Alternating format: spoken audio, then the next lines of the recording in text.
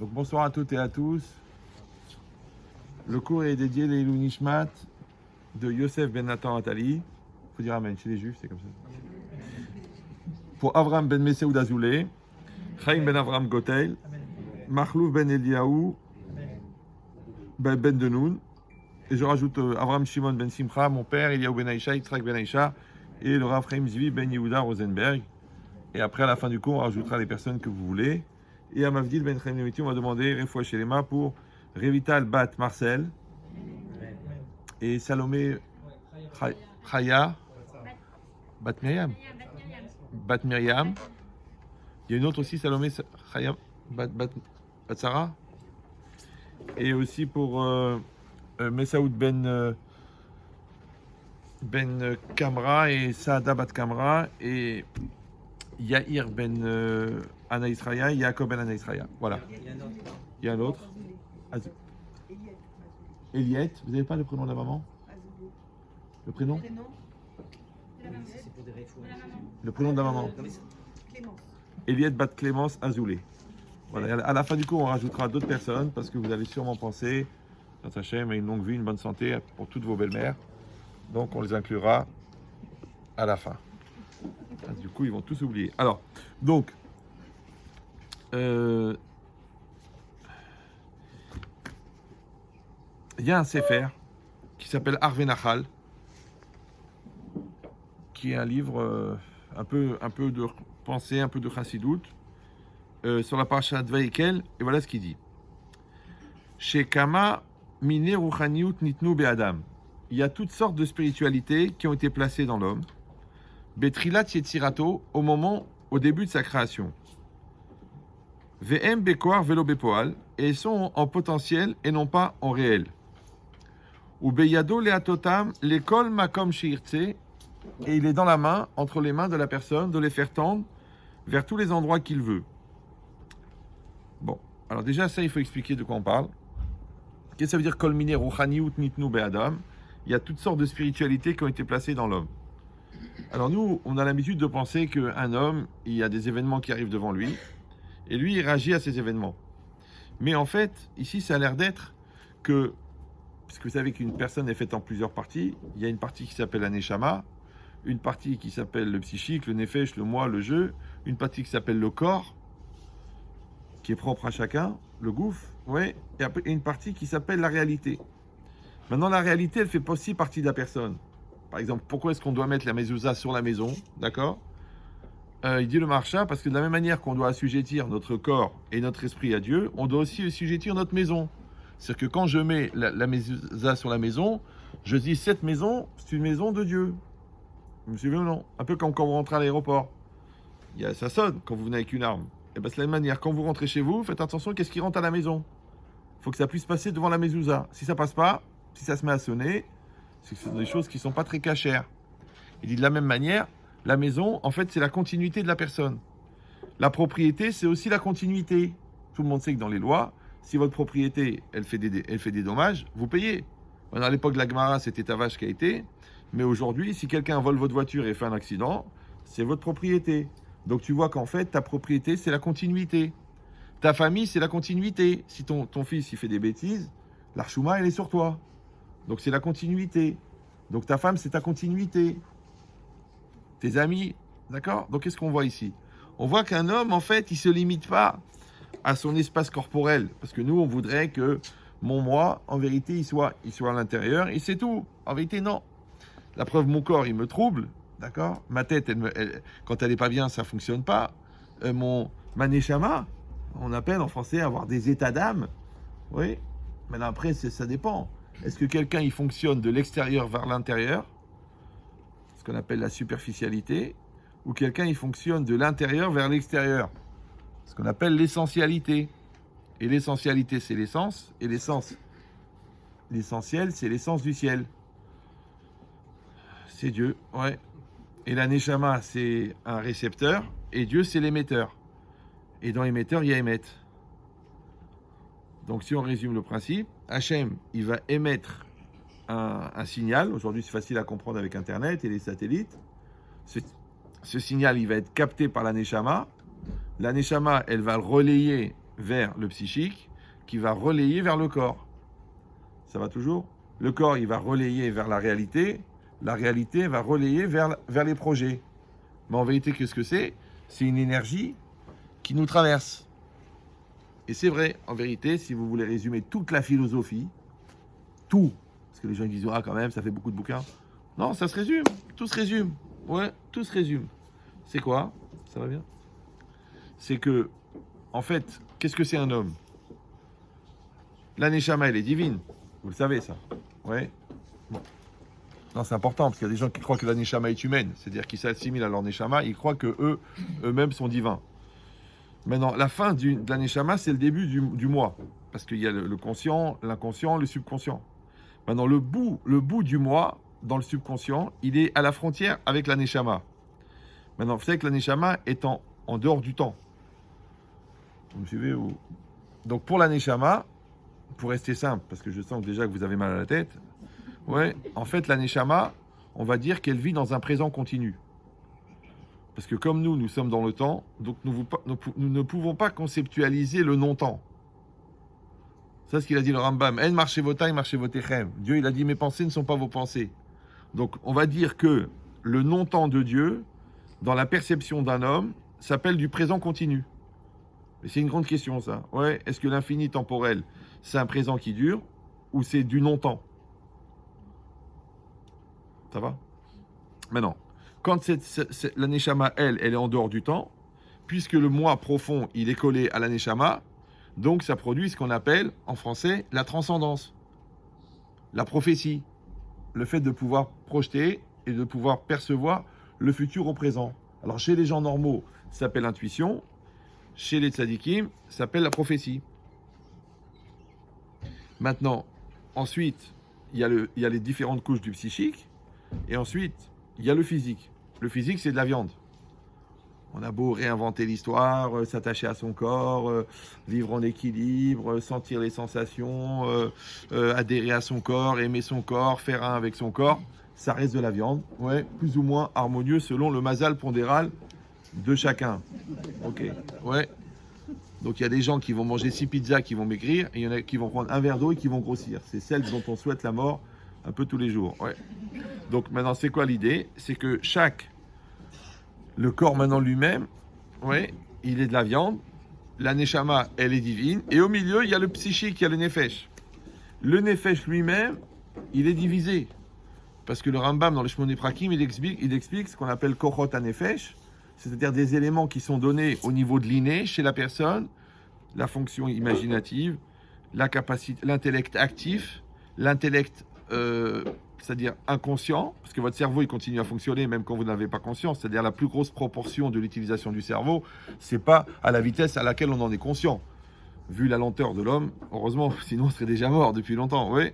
Donc maintenant, donc à l'intérieur du psychique, il y a des éléments qui ne sont pas l'homme, qui sont donnés à l'homme, comme des outils. Parce que quelle différence entre une prothèse de main ou alors l'intelligence? C'est des outils. Maintenant, tu peux les améliorer, tu peux les affiner. Aujourd'hui, on a inventé l'intelligence artificielle pour essayer de comprendre comment les hommes évoluent, pour arriver à faire, si Dieu veut, qu'on devienne des robots, blinédaires. Ouais, et c'est bien, parce que plus les hommes deviennent idiots, plus les machines deviennent intelligentes. C'est bien. Donc avant, tu savais calculer, maintenant, il y a la calculette. Avant, tu savais l'orthographe, maintenant, il y a Word. Avant, tu savais réfléchir, maintenant, il y a le logiciel. Avant, tu savais organiser.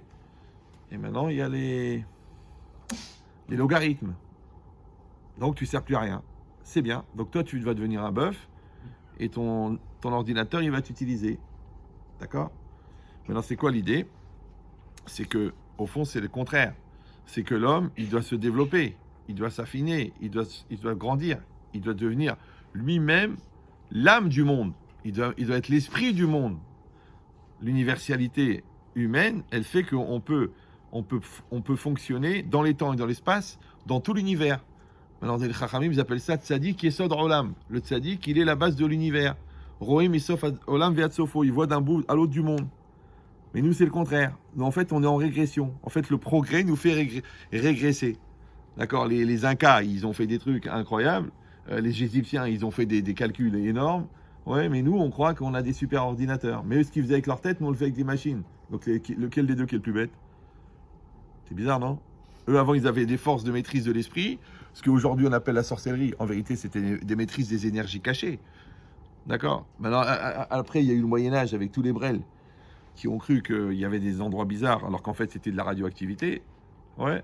Donc, en fait, on régresse. C'est la différence entre l'Orient et l'Occident aussi. Que les Occidentaux, ils sont plus sur l'énergie, et les Orientaux sur l'énergie, et les Occidentaux sur la réalité physique. Parce que ça, c'est Esav. Esav, c'est Assouille. Assouille, c'est fini. Donc, le boxeur, il donne un coup de poing. Alors que le champion de karaté, il arrête le coup à 1 cm de la rate, mais la rate, elle explose, parce que c'est l'énergie qui continue. C'est deux écoles. Vous me suivez ou non? L'autre, il soigne en creusant la dent, en espérant en finir avec la maladie. Et l'autre, il réénergise, il remet en marche le mouvement de l'énergie pour que l'énergie te soigne. C'est deux écoles complètement différentes. Ouais. Est-ce que tu renforces la personne? D'accord? En fait, est-ce que tu soignes le malade ou est-ce que tu soignes la maladie? Donc la médecine traditionnelle, elle soigne la maladie. Donc la maladie est de plus en plus en forme. Ils ont même réussi à fabriquer des virus mutants. Il fallait le faire quand même. Des virus qui arrivent à lutter contre les antibiotiques. C'est intéressant. Il y a même des cancers qui sont à l'origine, qui viennent des antibiotiques. Et d'un autre côté, le malade lui-même, il est de plus en plus faible. Maintenant, c'est vrai qu'ils vivent plus longtemps, mais l'intérêt d'être un légume, c'est une grosse question. D'accord? Et l'autre côté, le contraire. Qu'en fait, quand tu soignes le malade, tu renforces les énergies du malade, et c'est le malade qui lutte contre la maladie. C'est pour ça que c'est la grande question, quand c'est écrit dans le Passouk, qui ani Hashem Rofecha, je suis l'Éternel, ton médecin. C'est une marquette entre Rambam et Rashi. Est-ce que ça veut dire que je suis l'Éternel, ton médecin? Ça veut dire que quand tu seras malade, la Torah t'expliquera comment se soigner. Ou non, je suis ton médecin, ça veut dire que si tu écoutes la Torah, tu n'auras pas besoin de te soigner, puisque tu ne seras pas malade. En fait, c'est la préventive et la curative. Maintenant, comme il y a la préventive et la curative dans la médecine, il y a aussi la préventive et la curative dans le business. Il y a des gens qui vont passer leur vie à faire des dépôts de bilan.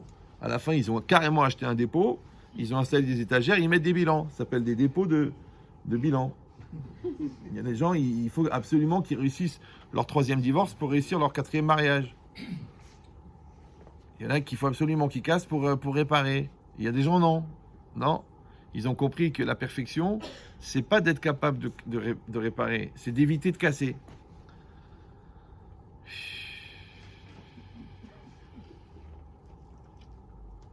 Donc cette logique-là, elle vient en fait, elle vient du principe de l'absolu et du relatif. Maintenant, la neshama, elle est dans l'absolu. Le corps, il est dans le relatif. Le problème, c'est l'homme, où est-ce qu'il est?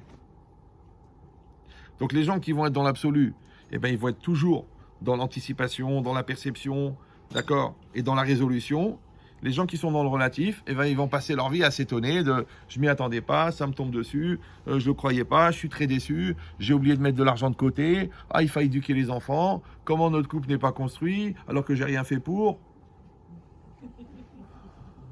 Moi, je suis stupéfait. Hein. Bon, je n'ai pas votre expérience. Moi, j'ai eu à peu près 30 000 couples au téléphone. Mais je suis stupéfait de l'étonnement des gens qui ne comprennent pas le non-résultat du travail non effectué. C'est un phénomène.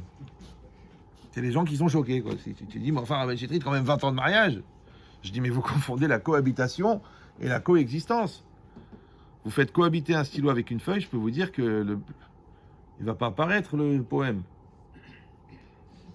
Donc les gens qui cohabitent, même au niveau légal, c'est même pas évident qu'ils ont le droit de faire des enfants. D'abord, comment tu vas l'appeler le petit? Chambre 26.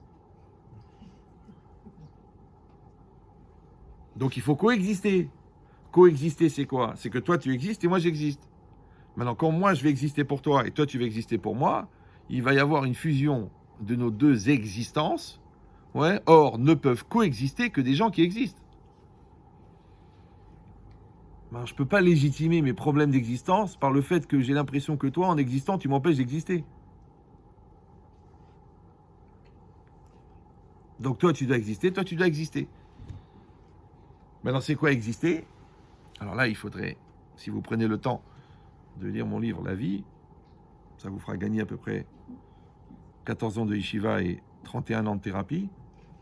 Un jour, je ne sais pas où j'étais, il m'a dit, un jeune, il m'a dit, mon père, il est médecin, il prescrit votre livre. Au lieu du Prozac et du Tranxène et du Khalada, il a dit lisez le livre de Ben Chetri, c'est bon, on arrête, là, c'est bon, c'est pas la peine. D'accord? Mais c'est quoi l'idée? Parce que là-bas, le Maharal de Prague, il explique, tout ce livre de 400 pages, il est basé sur une phrase. C'est Kol HaChaim Zelatset Milakoach ala Poal. Toute la vie, c'est passer du potentiel au réel. Le potentiel, il est où? Il est au niveau du moi intérieur. Le réel, il est où? Au niveau du moi extérieur. Quand on dit en français « je me réalise », le « je » c'est moi et le « me » c'est moi. Maintenant, le « je » qui veut se réaliser, il s'appelle le « je », et le « je » qui ne veut pas se réaliser, il s'appelle le « me ». Le « me », le blata, le lourd, le Allah, la réincarnation des Alpes au niveau du mouvement. Ouais. Et je me réalise, en fait, c'est moi qui me donne les moyens d'être la personne que je suis censé être. Ça va toujours? Maintenant, là où il y a un grand vice, c'est que ce jeu-là, en fin de compte, vous avez compris, c'est le psychique. Le jeu extérieur, eh ben, c'est celui qui agit, c'est celui qui réalise. Mais tout cela, ils sont qu'une mécanique, mais qui est véhiculée par quoi? Par une énergie. D'où elle vient l'énergie? Elle vient de l'âme. L'âme, elle est divine. Maintenant, elle produit une énergie qu'on appelle en éthique médicale la vie. Moi, j'ai eu la chance de ne pas faire d'études. Ah oui, parce qu'il faut apprendre tout ce qui est faux pour savoir ce qui est vrai. Tu perds un temps fou. D'accord? Eux-mêmes, ils reconnaissent que c'est la dernière théorie qui est vraie. Donc le mec, il connaît 2000 ans d'erreur et 10 ans de vérité. Maintenant, comment t'espères penser vrai quand tu sais que la majorité de ce que tu sais est faux? Alors que nous, dans la Torah, on a un problème, c'est que tout est vrai. Tu prends un Passouk, tu prends un Tosfot, tu prends un Rabbi Kibaiger, tu prends n'importe quoi, tout est vrai. C'est contraignant. C'est pour ça que les gens aiment bien le faux. Parce que la nuit, tous les chats sont religieux. Alors que là, la Torah, elle est précise. Elle est précise. Ouais. Le Rabbi Kibaiger, il n'y a pas. Ouais. Le Tosfot, il n'y a pas. C'est pas des inanimes comme ça qui te passent par la tête. Le Maharal de Prague, c'est une logique interne extrêmement puissante. C'est pas pour rien qu'il était capable de faire le golem et qu'il était en même temps Mekoubal et en même temps il était Dayan. Comment le gars il peut tout avoir tout en même temps? Parce que c'est un esprit extrêmement rigoureux pour fonctionner. Parce que pour fonctionner, d'être capable de rationaliser l'irrationnel, il faut déjà rationaliser le rationnel. Ça va ou non? C'est-à-dire, si déjà la réalité qui est rationnelle, tu la comprends pas, comment t'espères comprendre ce qui n'est pas rationnel? C'est pour ça qu'aujourd'hui, c'est très à la mode de vendre une Torah complètement idiote. Les gens, ils passent 2 jours en Europe de l'Est, ils reviennent, ils sont hassides. En plus, avec un rave qui est mort, c'est vachement pratique. D'accord? Non. Continue à fumer des joints, mais lire votre Shabbat. Non, non. Ok, t'as fait tchouva là-bas, Mazal Tov, je suis content pour toi. Mais va faire 5 ans d'Yeshiva, va étudier la Gemara, prends la Lacha, pose-toi déjà, bien, ouais. Parce que sinon, qu'est-ce que tu fais? C'est qu'il y a une culture de je comprends rien. Et que je transmets à des gens qui comprennent rien, dans l'espoir que l'autre non plus ne comprend rien. Ça fait une espèce de... En fait, de... ce qu'on appelle une BDC. Une bande de... Ouais, exactement, ouais. Non, il faut de la chorma. Moi, j'étudie ces sfarim. Je peux vous dire que le gars qui n'a pas la moitié du chasse dans la tête, il comprend que dalle. Faut arrêter de dire mon âme, elle comprend. Non, pas ton âme, ton âne. Ton âne, il comprend. Le Hamor qui est en toi, ouais. Il faut apprendre, il faut apprendre. Combien de fois je me suis bagarré avec des gens comme ça, de tous les groupes, hein. Il n'y a pas que les uns, hein.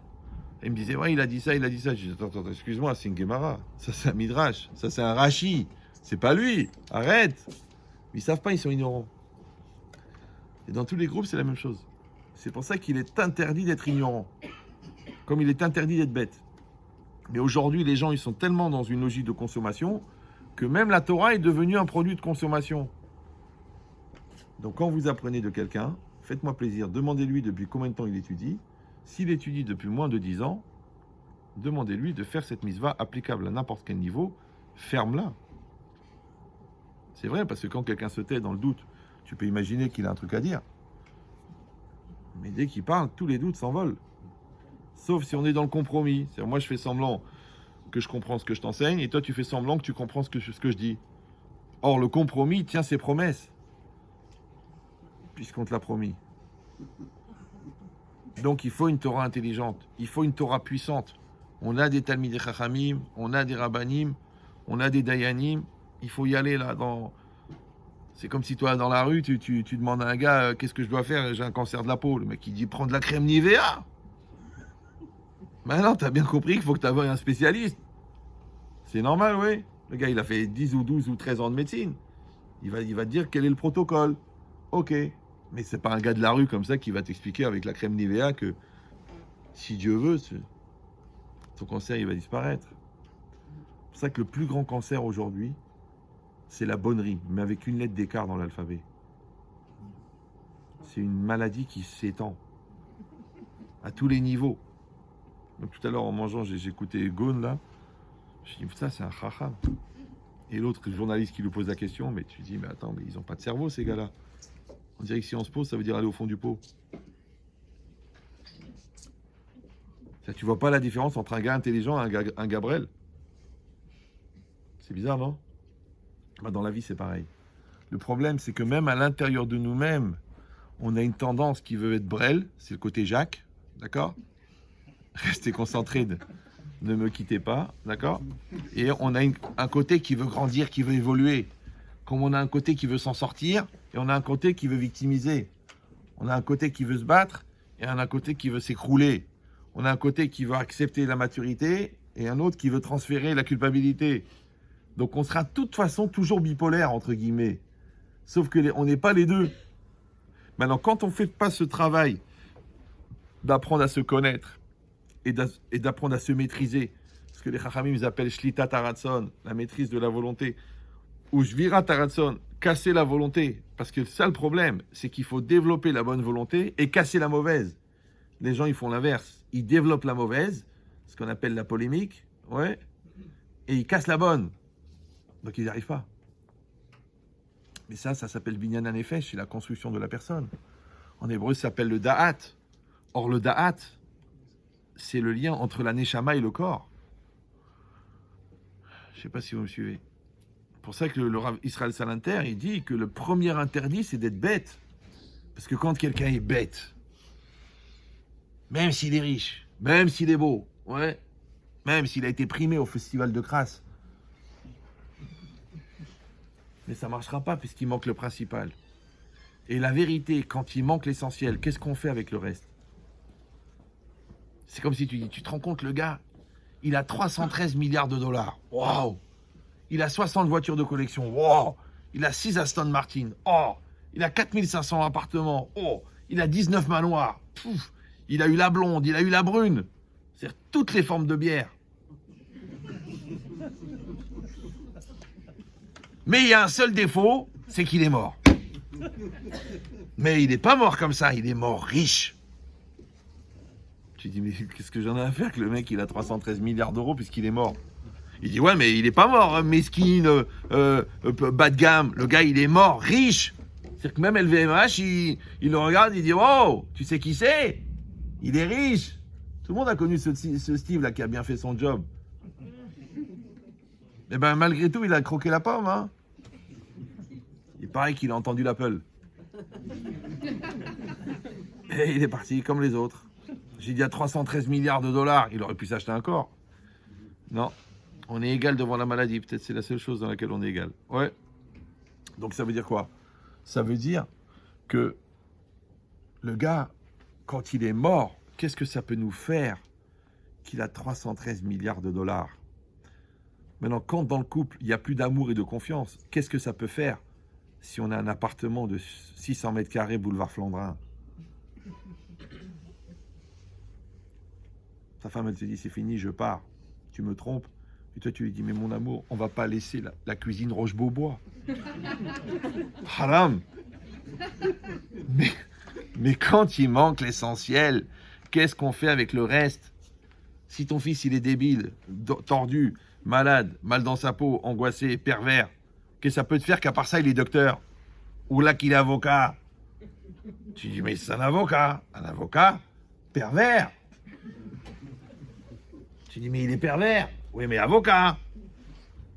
Bah ouais, donc si le père est vert et la mère est communiste, imaginez les enfants, la tête qu'ils auront. Une mère rouge et un père vert. Non, c'est pour vous faire rigoler parce que je vois que vous êtes tellement sérieux. Je ne sais pas si vous digérez ou si vous êtes concentré. Mais c'est ça l'idée.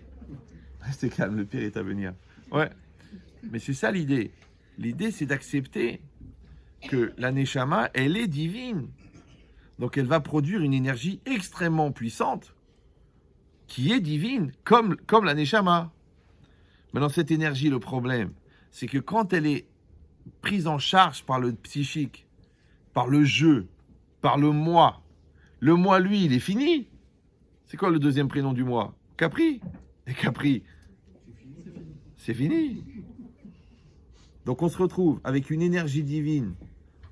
Même si vous ne l'appelez pas divine, ça ne me dérange pas. Moi j'enseigne à des scientifiques goy, ils comprennent, ils acceptent. C'est que les brels qui ne comprennent pas, les autres ils comprennent même s'ils ne sont pas religieux. C'est qu'il y a quelque chose qui est infini chez l'homme, c'est pas normal. J'ai demandé à un neurologue, ou un neurochirurgien, ou un neuro je sais pas quoi. Je dis mais d'après vous on n'est que de la viande? Il m'a dit oui. Je dis mais comment l'homme il peut conceptualiser l'infini puisqu'il c'est de la viande et la viande elle est finie? Puisqu'elle a un début, tout ce qu'un début a une fin. Il a réfléchi comme ça, il m'a dit c'est l'imagination. Je dis mais non, parce que l'imagination c'est comme le rêve, on ne peut pas imaginer une chose qu'on n'a pas vue. Donc on ne peut que combiner des éléments qu'on a déjà vus. Donc comment l'homme, s'il ne contient pas l'infini, comment il peut l'imaginer? Il est resté what the... Je vous dis, j'ai pas fait d'études, c'est une chance. À 17 ans, j'ai dicté des dissertes de philo quand même, à des mecs qui étaient en deuxième année à Hippocagne. Donc j'ai un peu oublié d'être bête. Mais ça veut dire que si l'homme peut concevoir l'infini, c'est qu'il le contient. Maintenant, s'il le contient, il y a deux manières de penser. Soit qu'il l'est, ouais, soit qu'il le contient. S'il le contient, ça veut dire qu'il y a un truc infini qui le traverse. Alors je donne une image, comme ça vous allez gagner au moins 1 an de thérapie. Vous savez qu'il y a le courant électrique dans les prises. Maintenant, ce que vous payez à EDF, ou à Engie, ou à je sais pas quoi, vous ne payez pas la fabrication du courant, vous payez l'utilisation. Dès que vous mettez un appareil, vous commencez à consommer. Et donc vous prenez. Et vous payez. Maintenant, l'électricité, elle est là. Quand vous branchez un frigo, ça fait du froid. Quand vous branchez une chaîne IFI, ça fait de la musique. Quand vous branchez une belle-mère, ça fait une belle-mère branchée. Elle qui se plaint toujours de ne pas être au courant. Ouais. Donc maintenant, la Neshama, c'est la prise. EDF, la centrale. Ouais. L'homme, c'est celui qui va brancher le frigo. Donc, qu'est-ce qu'il va faire? Il va juste véhiculer l'énergie de l'âme vers le frigo. Ça va toujours? Maintenant, la Neshama, elle est divine. L'énergie qui sort de la Neshama est divine comme la Neshama. Donc, quand elle sort de la Neshama, moi je l'appelle énergie, elle arrive dans le Nefesh. Maintenant, c'est marqué dans les Sfarim partout, Aratson Novea Mea Neshama. La volonté vient de l'âme. Mais c'est très très compliqué. Parce que si la volonté vient de l'âme, puisque l'âme est divine, donc si la volonté de l'homme vient de l'âme, et que l'âme est divine, donc c'est l'âme qui va dicter la volonté, donc l'homme c'est un robot. Donc il n'y a plus de libre arbitre. Donc je me permets de vous faire la nuance pour vous éviter de devenir apikoros. Vous savez ce que c'est apikoros? C'est des gens qui sont tellement heureux d'être ensemble qu'ils se mettent à chanter apikoros. Non, c'est pas ça. Ce sont des hérétiques. Je sais, vous dites, mais d'où il sort? Ils ont cassé le modèle. D'accord. Mais en vérité, c'est quoi un apikoros? C'est quelqu'un qui est hérétique, qui a un rejet des principes fondamentaux de la croyance. Ok. Maintenant, si on dit qu'on est des robots, donc en vérité, c'est là que la nuance elle est très importante. C'est que l'énergie, pour ça que je l'appelle énergie, parce qu'il n'y a pas de mot. Ouais, l'énergie de l'âme, elle est divine. Quand elle rentre dans le nefesh, dans le psychique, et qu'elle est prise en charge, ouais, là, elle s'appelle ratson, elle s'appelle volonté. Donc en vérité, quand je dis je veux, il y a une espèce d'illusion d'optique de croire que le je et le veux, c'est la même personne. Alors qu'en vérité, c'est faux. En vérité, c'est le je qui utilise le vœu. Ça va? Maintenant, cette énergie-là, qui est divine, donc qui est infinie par définition, puisqu'elle est divine, quand elle sort du corps, elle arrive dans le nefesh, dans le psychique, elle est prise en charge. Ouais. Lui, le nefesh, il va brancher le frigo. Donc, il va prendre cette énergie, il va la mettre dans le corps. Ça va s'appeler la motivation. Vous me suivez ou non? Il va la mettre dans la parole. Ça va s'appeler la conviction. Il va la mettre dans le projet. Il va s'appeler la détermination. Il va la mettre dans la mitzvah. Ça va s'appeler la kavana. Donc, en fait, nous ne sommes que des transporteurs d'une énergie qui nous traverse. Mais dans cette énergie, on peut mettre dedans une connotation personnelle. De la même manière que toi, s'il y a un courant d'eau qui passe devant toi, tu peux mettre une goutte de colorant. Au moment où tu mets le colorant, l'eau, elle devient rouge. Mais tu as bien compris que tu n'as pas fabriqué l'eau. Comme le surfeur n'a pas fabriqué la vague. Comme toi, tu n'as pas créé la tendance. Par contre, tu as surfé sur la tendance. Tu as surfé sur le besoin. Tu as surfé sur la mouvance. Tu as surfé sur la soif de l'autre. C'est tout ce qu'on fait. On ne fait qu'utiliser une énergie qui nous traverse et que nous croisons. Maintenant, la connotation personnelle que tu vas mettre à l'intérieur de cette énergie, c'est ce qu'on appelle en français la personnalité. L'orientation que tu vas donner à cette énergie, ça s'appelle le libre arbitre. Pour ça qu'on parle de bonne volonté et de mauvaise volonté. Maintenant, le problème, et c'est là que c'est le cœur du problème, c'est que comme cette énergie dans sa nature, elle est divine, donc et que le jeu, lui, il est fini, donc on se retrouve avec un jeu fini qui doit gérer une énergie infinie. Voilà. Donc si le jeu, il est mesquine, par exemple, il est complexé et haineux, ouais, il va mettre son énergie dans la haine, il va avoir une haine infinie. Mais si il est intellectuel, il a une recherche, il est curieux, il va avoir une soif de comprendre infinie. Ça va? Maintenant, on a dit que Esav, il est Assouï, il est fini. D'accord? Yaakov, lui, il est Yud à Ekev. Yud, c'est la Chorma, Ekev, c'est le talon.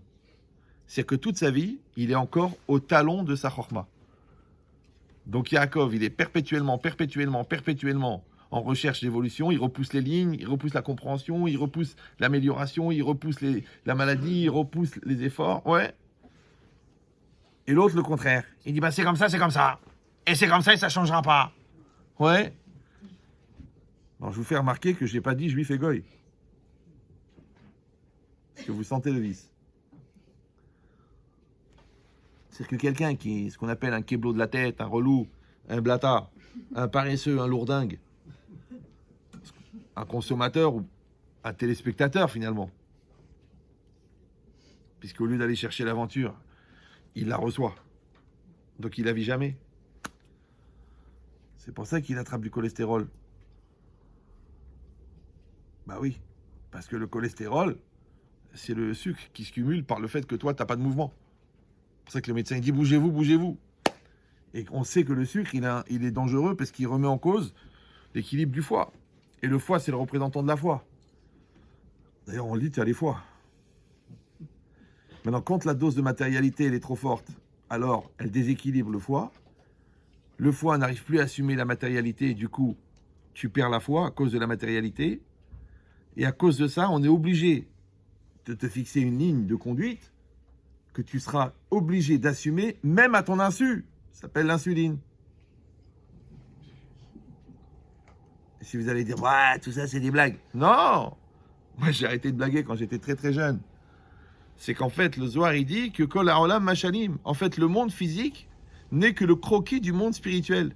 C'est-à-dire que comme on a du mal à comprendre les concepts spirituels, le bon Dieu, il t'a donné un croquis. Mais alors, quand moi je te dessine un croquis, tu dis, ah, j'ai compris. Mais tu n'as pas compris le croquis. Tu as compris le concept qui est représenté par le croquis. Eh bien, le monde, la nature, le corps humain, tous les phénomènes physiques, tous les phénomènes médicaux ne sont que des croquis du monde spirituel. Voilà. C'est que la Neshama, elle est faite de 613 éléments. Ouais. Le corps psychique, il est fait de 613 parties. Le corps physique, il est fait de 613 morceaux, 248 membres, 345 nerfs et artères. Et le monde, il est fait de 613 olamot. Donc, tu as compris que 613 misvot, 613 morceaux de Neshama, 613 parties du psychique et 613 mondes, en vérité, il y a une linéarité entre un système qui va permettre à une énergie divine qui traverse ton membre nishmatique, relayé par ton membre psychique pour aller dans ton membre physique et se réaliser dans la partie du monde qui correspond à cette mitzvah-là. Voilà. Donc quand tu penses qu'ils ont mis, d'après eux, 15 milliards d'années à imaginer le téléphone sans fil, comment t'espères qu'ils vont comprendre les téphilines, qui quelque part ressemblent un peu, puisque c'est un capteur, parce que tu reçois une impulsion divine pendant que tu portes les téphilines qui nourrit ta neshama. Ouais. C'est pour ça que c'est marqué Vayu les totafot, et seront en fronton, il dit le Ramban, les totafot, tipote. Tu reçois un goutte à goutte d'énergie divine pendant que tu portes les téphilines. C'est pour ça que les Mekoubalim et les Tanaïm, ils portaient les téphilines toute la journée. Alors que nous, on les prend juste le matin pour prendre l'attention et après, on passe à autre chose. Ouais. Alors que les Chinois eux-mêmes, ils ont dit qu'il y a 2 endroits qui sont des catalyseurs d'énergie positive. C'est ici et ici. Voilà. Maintenant, vous êtes condamnés par les Chinois à mettre les téphilines. Parce que tu dis, alors je vais les mettre parce que c'est un catalyseur d'énergie. Tu as besoin des Chinois pour comprendre que la Torah elle a raison. C'est intéressant. Donc maintenant, c'est quoi ce qui est marqué ici? Ici, ce qui est marqué, c'est que toute la philosophie, en fin de compte, c'est quoi? C'est d'accepter que l'homme n'est qu'une connotation personnelle et une orientation personnelle dans une énergie divine qui le traverse. Vous n'êtes pas obligé d'être d'accord avec ça, mais je vous laisse les 8 prochaines années pour contredire. Je suis pas pressé, moi. Je vous dis que des choses sur lesquelles j'ai réfléchi au moins 10 ans. C'est pas des trucs que j'ai ramassés comme ça, des jeux de mots, Non. Même dans la blague, il y a un hidouche. Je fais très très attention de ne pas parler pour rien. Et c'est important. Parce que Dieu, il a créé le monde avec la parole. Et toi, tu as détruit ta vie avec la parole. C'est pour ça qu'on ne regrette jamais les mots qu'on n'a pas dit. Par contre, ce que tu as dit, Baba, tu vas les payer pendant des décennies. Mais qu'est-ce que j'ai fait d'ouvrir ma gueule? Et c'est normal, pourquoi? Parce que la bouche, c'est le véhicule de l'air. Et l'air, c'est quoi? C'est la neshima. Et la neshima, c'est la neshama. La preuve, comment on sait que quelqu'un est vivant? Vous savez pourquoi on fait pleurer les bébés à la naissance? Pour leur faire accepter leur statut de marocain. Non, c'est parce que... Eh ben oui, t'es marocain, il se met à pleurer le mec. Non, c'est pour vérifier qu'il respire. Alors, comment quelqu'un meurt? Avec le dernier souffle. Donc en vérité, toute la vie, c'est quoi? Ce qu'on dit que des souffles. D'ailleurs, le Gaon de Vilna, il dit que le nombre de souffles qu'on va respirer, il est calculé. Alors moi, une fois, j'ai demandé à un médecin urgentiste de l'armée, je lui ai dit, je comprends pas. Un gars, il marche sur une mine, c'est lui qui me raconte. Il a les 2 jambes arrachées, il met 3 heures pour mourir. Mais une personne, vous lui bouchez le nez et la bouche, en 2 minutes, comme disait ce célèbre rave marocain, Chif Halo, il est mort. Je dis, mais il est mort de quoi, le gars? C'est bizarre, non? Non, c'est vrai, les spécialistes, il faut toujours leur poser des questions simples. Pourquoi un mec qui ne respire pas meurt? Le mec qui va dire, bon, bah écoute, parce que le cerveau, il n'est pas oxygéné, donc il s'arrête, alors après il dit au cœur stop, parce que le cœur, à partir du moment où les frais, ils augmentent, il dit, bon, vaut mieux arrêter les frais. Ouais, parce que c'est pas le cerveau, c'est pas le cœur qui s'arrête. Le cœur, c'est une pompe. C'est le cerveau qui lui dit stop. Maintenant, le cerveau, pourquoi il s'arrête? Parce que le cerveau, il est plus oxygéné. D'accord, mais pourquoi l'oxygène, il nourrit le cerveau? T'as une question, toi? Tu dis, les mitochondries, je sais pas quoi, là. Je dis, oh là, on va rester calme. T'as pas besoin de tout ça. Lo ala lechem levado yahya adam, et là, le mot c'est Hachem. C'est pas par le pain qu'un homme il va rester vivant, mais parce qu'il sort de la bouche de Dieu. Qu'est-ce qui sort de la bouche de Dieu? Eh ben, le ratson, la volonté. Or, la volonté, comment elle s'exprime dans le monde? Sous la forme de la lumière. Et la lumière, c'est quoi? C'est or. D'accord? Maintenant, le or, dans la réalité, où il est à l'intérieur de la matière. Où est-ce qu'il est le plus représenté en vérité? Dans l'air. Et l'air, ça s'écrit comment en hébreu? Aleph, Vav, Yud, Resh. Il dit le Zohar, Kadnafik, Yud, mi Avir, Idgalia, or. Lorsque tu enlèves le Yud de Avir, tu vois la lumière. Maintenant, c'est une grande question si la lumière, c'est une longueur d'onde, ou la lumière, c'est une vibration qui fait apparaître la dimension éclairante de la matière, de l'énergie. Vous saviez ça ou non? Il faut sortir un petit peu. Il n'y a pas que la yeshiva. Ouvrez vos yeux. Orthodoxe. Je ne peux pas vous apprendre le Hol et le Kodesh. Après, il ne reste plus que Cyril et Patrick, d'accord? Donc c'est ça l'idée. L'idée, c'est de bien comprendre que l'air, en vérité, c'est de la lumière. Or, la lumière, c'est l'expression physique de la volonté de Dieu. Et le Yud, c'est la Chorma, parce que Dieu a créé le monde par sagesse. Donc le Yud de Dieu, de Yud et, dans le Or, ça fait Avir. Donc le Avir, c'est quoi? C'est de la volonté de Dieu articulée par la sagesse. Donc quand tu respires, en fait, tu aspires, pour ça qu'il s'appelle Mekor HaChaim, Dieu il s'appelle source de vie, parce que quand tu respires, tu prends la volonté de Dieu qui te donne la vie. Voilà. Quand tu manges une pomme, tu as bien compris que ce n'est pas la pomme qui te nourrit, c'est l'énergie qui est dedans. Alors les bio, ils vont te dire que c'est l'énergie. Et nous, qu'est-ce qu'on dit? Nous, on dit Achesed Amit Labesh Betor HaPeri. C'est la bonté de Dieu qui est à l'intérieur du fruit. Maintenant, comment elle s'appelle la bonté de Dieu qui est à l'intérieur du fruit? C'est la volonté de vie que Dieu il a mis dans la pomme. Voilà, ça va? Et si vous allez dire c'est un peu tiré par les cheveux, comme dirait un chauve, mais c'est très intéressant quand j'explique ça à des goïms, ils comprennent très bien. Très bien. Ouais, les feuilles, je suis sceptique. Ben, prends des antiseptiques, mon petit. C'est fait pour ça. Alors il dit le Ben Ishraï, comment on écrit Ochel? Ochel, ça s'écrit, c'est Ochel, c'est la nourriture. C'est Aleph, Vav, Chaf, Lamed.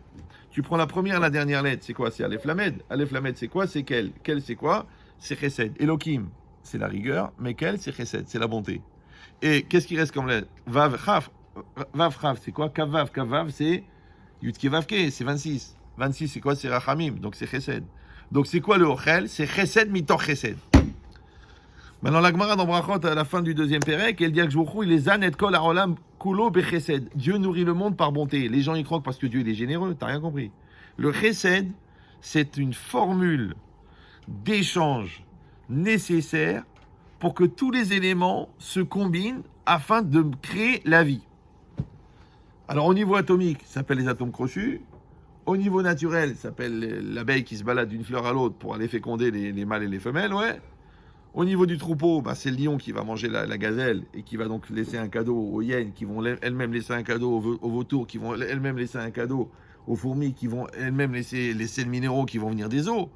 Donc en fin de compte, le monde entier, c'est un échange. La preuve, c'est qu'entre deux cellules, quand tu arrêtes l'échange, il y en a une des deux qui meurt, ça s'appelle le cancer. Maintenant, quelle différence entre le microscopique et les échanges qui existent entre les cellules et le macroscopique et la pression de Jupiter qui agit sur l'orbite de la Lune? C'est juste des gros atomes. Ça va? Et ça, c'est le Chesed. Donc quand on te dit que Dieu nourrit le monde par Chesed, s'il vous plaît, ne prenez pas la dimension simpliste ou chrétienne de la bonté. Ça, c'est la partie voyante de l'iceberg qui n'intéresse personne, sauf les gens qui aiment les dessins animés et les Picsou. La partie cachée de la bonté, c'est toute cette forme d'échange incroyable qui existe. Maintenant, comme quand toi, tu fais du chesed à quelqu'un, en vérité, comme Dieu, en exprimant sa volonté articulée par la bonté, il fait exister le monde. Et bien, quand toi, tu fais une bonté à quelqu'un, en fin de compte, tu articules ta volonté de vie dans un acte de bonté qui va faire exister l'autre. Ça va? Tout ça pour vous dire que cette énergie-là qui vient de l'âme, quand elle sort de l'âme, elle reste dans sa nature infinie et intemporelle. Ensuite, elle passe par le psychique. Elle reste dans sa nature intemporelle et infinie. Elle passe par le physique. Elle reste dans sa nature intemporelle et infinie. Mais c'est là qu'elle intervient la lourdeur. Ben oui, parce que le corps, malheureusement, il est très, très matériel. Le psychique aussi, il est matériel. Vous savez, les gens, ils parlent toujours de la matérialité matérielle. Mais il n'y a pas que la matérialité matérielle. L'orgueil, par exemple, c'est très, très matériel. Pourtant, c'est intellectuel. La ta'ava, l'envie, c'est très, très matériel. Pourtant, c'est intellectuel. Ouais. La haine, c'est très, très matériel. La colère, Vous savez que d'après la Kabbalah, le niveau de matérialité de la colère est équivalent à une relation avec une prostituée, qui elle-même n'est pas totalement pure, puisqu'elle a été testée par 60 millions de consommateurs, qui sont a priori une référence pour chacun. Bon, c'est mieux que 30 millions d'amis. Mais c'est quoi l'idée, ouais? On va rester calme. Le pire est à venir. Donc ça veut dire qu'en fait, la colère, c'est un niveau d'impureté incroyable. C'est d'ailleurs pour ça qu'ils disent que quelqu'un qui a été avec une relation avec une personne comme ça, elle va au mikvé. Et mikvé, c'est la même gematria que kaas. Et kaas, c'est la colère. Alors ils disent le mikvé calme la colère. Va expliquer ça à un scientifique. Je te dis, ils sont bons. Mais on le dit, trop bon, trop long. Ils sont longs. Ben, c'est exactement pareil. Quand cette énergie, elle sort de l'âme et qu'elle arrive, alors il faut réussir à ce qu'elle traverse le psychique sans être polluée par ta lourdeur. C'est comme un prisme. Si vous prenez un prisme, ouais, la lumière, elle rentre par là et sort par là. Mais vous avez bien compris que si le prisme, il est sale, ou si le prisme, il est opaque, ou si le prisme, il contient des impuretés, la lumière, elle ne sera pas claire. Elle va être floue. Elle va être naze. Ouais. Par contre, si le prisme, il est pur et translucide, alors la lumière, elle va être 100%. Et bien, c'est exactement pareil. Tout le travail d'un homme, c'est de réussir à faire que son psychique et son corps soient tellement, entre guillemets, dénaturés, dans le côté bestial de la nature, que l'énergie n'est pas polluée par son passage par la personne. Maintenant, il y a une mitzvah dans la Torah qui s'appelle la Kedusha. Vous avez sûrement entendu parler de ça. Oui. Veit kadashtem veitem kedoshim, kedoshim tiyu, soyez saints. Donc, pour ceux qui ne le savent pas, le Rav Chaim de Volojine, il explique que kedoshim tiyu, c'est quoi kadosh? C'est mouvdal minachomer, c'est séparé de la matière. Maintenant là, ça demande aussi une nuance. C'est que la matière n'est pas matérielle. Vous le savez ça ou non? Non? Parce qu'on croit qu'il y a le matériel et le spirituel. Non, il faut se détendre. La matière n'est pas matérielle. Puisque la matière, c'est de l'énergie, et l'énergie, c'est la volonté de Dieu. Donc la matière, elle est divine. Tu dis, mais non, mais la matière, c'est l'espace. Oui, mais l'espace, c'est Makom, et Makom, c'est un nom de Dieu. Oui, mais la matière, elle contient le temps. Oui, c'est normal, c'est le 4e élément. Bon, le 5e, vous avez vu le film. Mais le temps, c'est quoi? C'est OV. OV, c'est le présent. Et OV, c'est Yudke Vavke. Il est omniprésent. Et Dieu, c'est pas qu'il est omniprésent, c'est lui le présent. Donc en fait, Dieu, c'est le temps et l'espace. Qu'est-ce que tu as devant toi? Du temps et de l'espace. Le temps et l'espace, c'est Dieu. Tu dis, mais alors la matière, elle est divine? Oui, tu as raison. Donc c'est pas la matière qui est matérielle. C'est le regard sur la matière. Vous me suivez ou non? C'est le rapport à la matière. Tu as des gens, ils voient 1 million d'euros, paf. Il y en a, ils voient 1 million d'euros, ils disent OK. Parce qu'il y en a qui pensent qu'à partir de 100 000 euros, c'est une mitzvah de voler.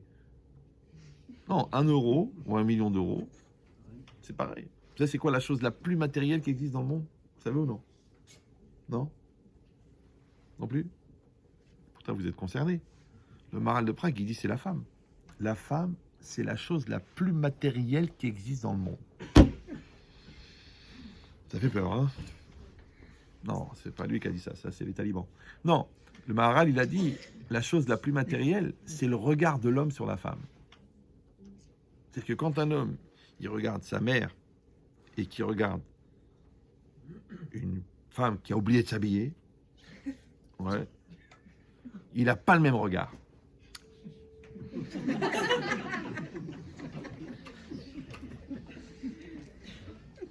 Bah oui, parce qu'il y a le mal en lui, ouais, et il y a le jeu.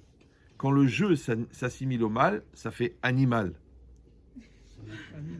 Maintenant, quand quelqu'un vous regarde comme un shawarma, vous avez compris qu'il n'est pas dans son état humain, là. Vous me suivez ou... Ça va? Mais dans la Torah, elle t'a dit, écoute, il y a un chien en toi. C'est sûr, on a tous un chien en nous. Maintenant, le chien, c'est quoi? Comme il y a des substituts de crevettes, il y a des substituts de cœur. Le cœur, c'est le centre de l'homme. Le substitut de cœur, c'est comme le cœur. Ça s'appelle Kelev. Kelb. C'est des gens qui se réunissent pour danser sur une plage. Ça s'appelle Kelb Méditerranée. Tu crois franchement qu'ils y vont pour la culture? Ils y vont plutôt pour l'agriculture. Donc c'est quoi l'idée? C'est que c'est pas la matière qui est matérielle, c'est le rapport à la matière qui est matériel. Donc si quelqu'un y voit un repas offert, même si c'est pas cachère, mais qu'il a faim, parce qu'il faut voir les gens quand tu leur présentes une religieuse, dans quel état ils se mettent. Non, le gâteau, la religieuse. Oh là là, vous avez réagi comme des éclairs. C'est normal, vous êtes la crème de Suresnes. D'accord. Mais, donc quand quelqu'un il voit de la bouffe, il se met à baver. Mais quand il voit 1 million d'euros en liquide, c'est une autre nature de bavage. Et quand il voit une femme toute nue, ça lui fait encore un autre niveau. Maintenant, plus. Donc, encore une fois, c'est pas la matérialité qui est matérielle, c'est le rapport à la matérialité. Donc, quand la Torah, elle t'a dit que tu dois être kadosh, puisque la sainteté, c'est la distance avec la matière, vous avez compris que c'est pas qu'il faut s'éloigner de la boulangerie. C'est qu'il faut s'éloigner chez la pulsion chez toi qui fait que tu deviens un animal. C'est ça l'élévation. Parce que les gens, qu'est-ce qu'ils font? Ils se font enlever la moitié d'estomac. Parce que comme ça, ils espèrent avoir le pass qui les fera passer de l'état de gros à l'état de maigre. D'ailleurs, on l'appelle bypass. Mais ce qui va te faire maigrir, c'est pas t'enlever l'estomac. C'est développer la volonté. Mais la personne, elle préfère qu'on lui enlève l'estomac, comme ça, elle n'est pas obligée de développer la volonté. Du coup, elle est frustrée. Et elle vomit, elle vomit, elle vomit, elle maigrit, elle maigrit. Après, elle dit, regardez comment je suis beau. Mais après, il y a des maladies bizarres. Après, il y a des manques de globules blancs. Après, des équilibres. Après, ça tape sur le psychique. Après, elle va divorcer. Parce que le mec a perdu 60 kilos. Il se trouve beau gosse. Du coup, sa femme est grosse. Vous savez qu'il y a un phénomène chez la femme, c'est qu'elle grossit de manière instantanée. C'est vrai. Elle était normale. Et d'un seul coup, elle est grosse. Ça s'appelle le contraste. C'est quand le gars, il a engagé une secrétaire qui est mince. Maintenant, dès qu'il engage une secrétaire mince, sa femme grossit. Ça va.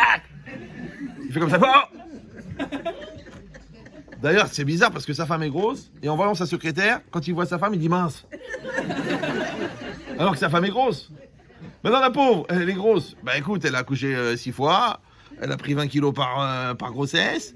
Toi aussi, t'as changé, non? Ouais. Les pectoraux, ils sont devenus les abdominaux.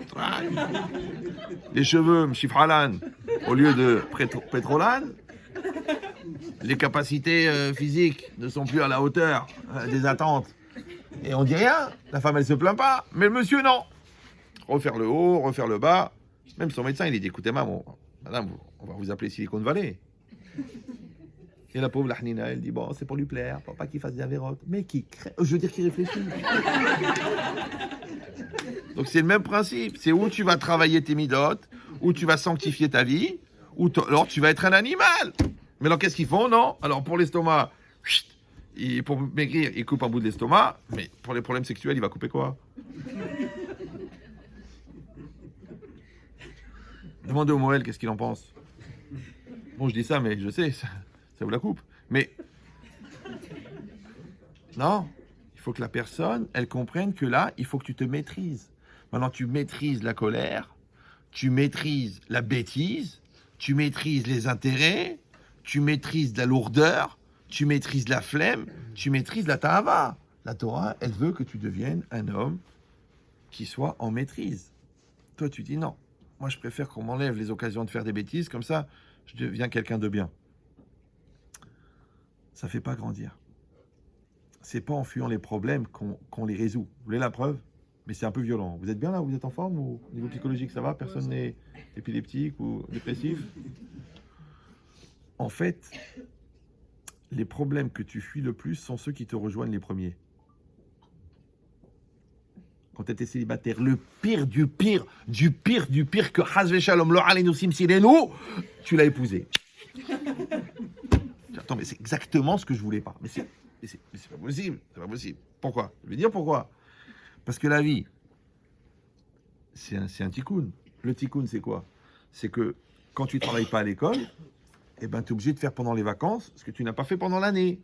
C'est ce qu'on appelle le Geinam. Ou Academia, c'est la même chose. Ouais, d'accord. Donc tout le monde va partir à Natania, et toi, tu vas partir à Academia, et tu vas mourir.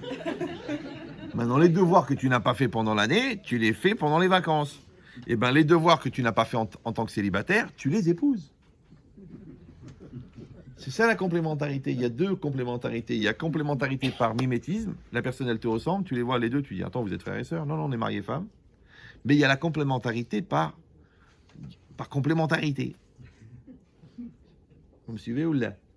Donc le grand menteur, le vrai menteur, the menteur, il va rencontrer une femme qui ment plus que lui, il devient fou. Ou alors une femme qui ment jamais, il devient complètement fou. Mais ment un petit peu. Pour l'ambiance, pour la mytho, rien. Rien. Il devient cinglé. En fait, il a épousé son ticoun. Pareil pour la femme. D'accord? Et si vous allez dire, eh ben alors, peut-être je me suis trompé, on s'est marié trop vite, il m'a fait le coup de la panne. Donc vous refusez de comprendre que l'autre, il est là pour vous faire grandir, c'est pas grave. Ce que vous n'avez pas réglé en tant que célibataire, que vous n'avez pas amélioré en tant que marié, vous la couchez. Ah bah oui, ça s'appelle le patrimoine génétique. Donc c'est quoi la grande frustration d'un père juif? C'est qu'il ne peut pas dire à son fils de Hamar. Sauf s'il a un voisin très entreprenant. D'accord? Donc le gosse, il est là, il regarde. Il dit, mais d'où tu sors? Mais comment on peut cumuler une telle masse de lourdeur? Mais t'es un trou noir de l'intelligence, toi. Et l'enfant, il est gentil. Il te dit, papa, le fruit ne tombe jamais loin de l'arbre.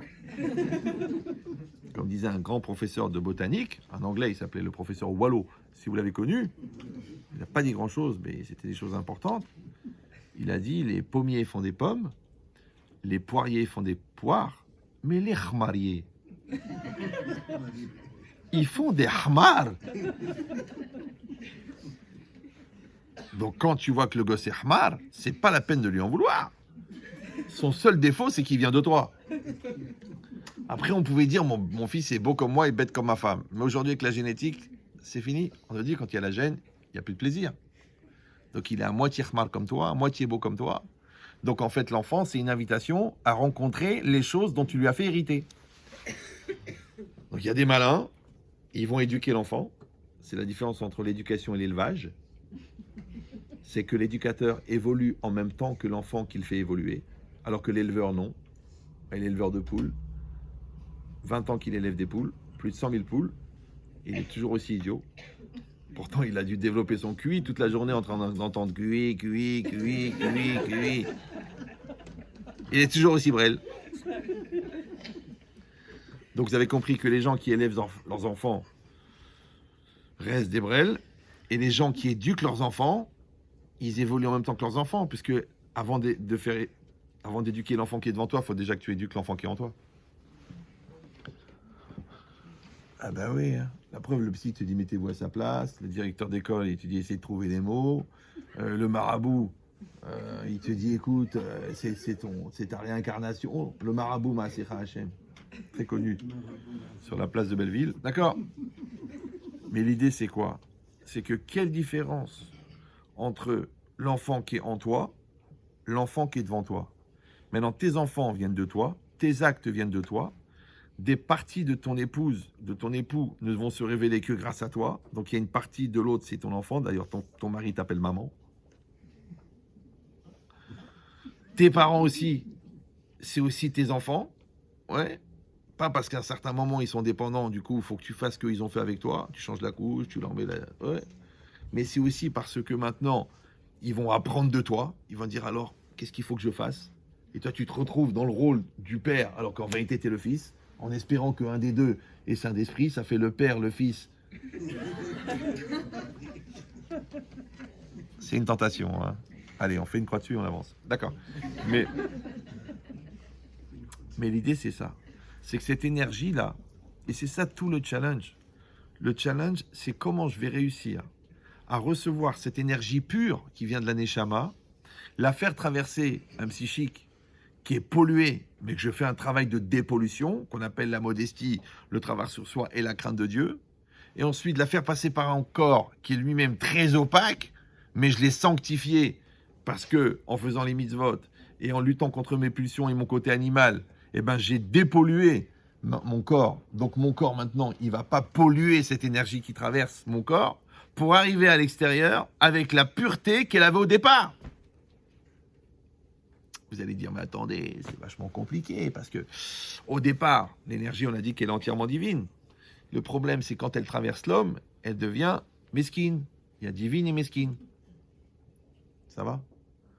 Maintenant, comment ça se fait qu'on dit rien ne tient devant la volonté, alors que tu vois bien que les 3/4 des gens, ils arrêtent le régime, ils arrêtent le sport, ils finalisent pas les projets, ils font la gueule, ils s'investissent pas, ils pensent que c'est la faute de l'autre. Alors que ça veut dire rien ne tient devant la volonté, pourtant il avait la volonté. Alors je vous dis un hidouche, c'est qu'on parle pas de la volonté extérieure, on parle de la volonté intérieure.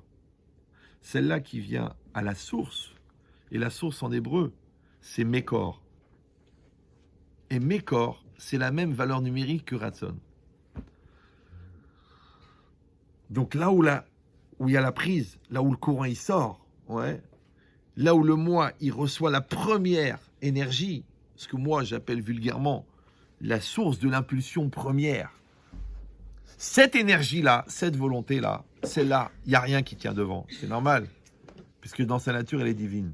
Le problème, c'est que tu l'as polluée, tu l'as rabaissée, tu l'as khradé avec tes mauvaises midotes et avec ton corps. Mais si toi, et c'est pour ça que la Torah elle a demandé à Cherki Deshanu Bemitzvotav, si tu as sanctifié ton corps, et si tu as sanctifié ton rapport à la matière, et si tu as sanctifié ton rapport à la débauche, et tu as sanctifié ton rapport à la bouffe, et tu as sanctifié ton rapport au fric, ouais. Et au niveau de ton psychique aussi, tu as dépassé la colère, la peur, les complexes, la bêtise, la lourdeur, l'entêtement, la psychorigidité, toutes ces matérialités intellectuelles qui fait qu'un homme devient un chien, un animal. Vous savez la qualité majeure qu'un homme doit développer, vous la connaissez ou non ? Non ? Il faut écouter les cours de Ben Chetri. Il va mourir un jour, vous allez dire, mince, il ne reste plus que des... D'accord ? Donc, je vous donne le secret. La qualité principale qu'un homme doit travailler, c'est la remise en cause. Ben oui, vous allez me dire, ah mais je croyais que c'était les mitzvot, je croyais, mais bien sûr. Mais quand ton Yetzer Hara, il te dit, fais la faute, tu dois remettre en cause ton Yetzer Hara. Vous savez ou non ? Quand devant une mitzvah, tu as la flemme de la faire, tu dois remettre en cause ta flemme. Quand tu as une impulsion animale qui vient devant toi, tu dois la remettre en cause. Quand tu as trouvé un enseignement, mais tu penses que tu peux trouver mieux, tu dois te remettre en cause. Quand tu dois faire évoluer ton produit, quand tu dois faire évoluer ta relation dans le couple, quand tu dois avoir une autre vision de l'enfant, parce que tu as compris que maintenant, à 28 ans, il n'est pas le même qu'à 8 ans, c'est parce que tu fais de la remise en cause. Donc en fait, la qualité principale, c'est la remise en cause. Ce que moi j'appelle la fluidité existentielle. Il faut que tu sois souple et fluide. Hop, hop, hop, hop. Comme l'eau. L'eau, elle descend. Maintenant, il y a un arbre. Elle ne reste pas bloquée comme ça. Il y a des kibblous. Non, je ne bougerai pas. Et je suis comme je suis. Et on a grandi dans cet esprit. Et je ne vais pas renier mes origines. Arrête. Moi aussi, je suis marocain, mais je me soigne. Ils ont dit, les Marocains, c'est comme les avions. Il n'y a pas de marche arrière. J'ai rien contre les Marocains. De toute façon, les autres, ils sont pires. Mais c'est quoi l'idée ? Non, restez calme. C'est juste pour faire circuler le sang. Parce que vous dites, mais c'est pas possible. De quoi il parle ? Vous voyez, l'autre, quand elle descend, elle rencontre un arbre, elle fait le tour. La pierre, elle rencontre un rocher. L'eau, elle passe de l'autre côté. D'accord ? Elle arrive plus, elle s'évapore. Elle se reconstitue ailleurs. C'est ça la remise en cause. Ça s'appelle la fluidité existentielle. Ouais, en anglais, on dit « take it easy ». Sois cool, arrête de nous saouler, arrête. Ouais, moi j'arrive pas, moi j'ai mal, moi je souffre, moi je suis pas bien. De toute façon, personne me comprend, personne m'aime. J'en ai marre de ce monde. Mais crève. On ira cracher sur ta tombe. On dira, il a fait un truc bien, il est mort. Et si vous allez dire, mais Chazvé Shalom, Simsilenu, tout. Mais évidemment qu'on l'a pas condamné à mort, puisqu'il était déjà mort de son vivant. C'est ça la mort. Les gens ils croient que la mort c'est le cœur qui s'arrête et les 3 sulfangrammes qui ripla. Mais non, c'est les kiblos de la tête. C'est les lourds. C'est les dépressifs qui participent activement à perpétuer leur dépression. Ceux-là ils sont morts. La preuve, toute la journée ils parlent de la mort. Il se lève le matin, je suis mort. Il rentre le soir, je suis crevé. La femme, elle dit, je vais appeler la Khevra Kadisha, c'est pas possible. Tu dis, l'avenir, c'est mort. La France, c'est mort. Le business, c'est mort. Le couple, c'est mort. Les enfants, c'est mort. La Torah, c'est mort. Les rabbins, c'est mort. Tout est mort. Même ces chaussures, elles sont mortelles. Ça s'appelle des pompes funèbres.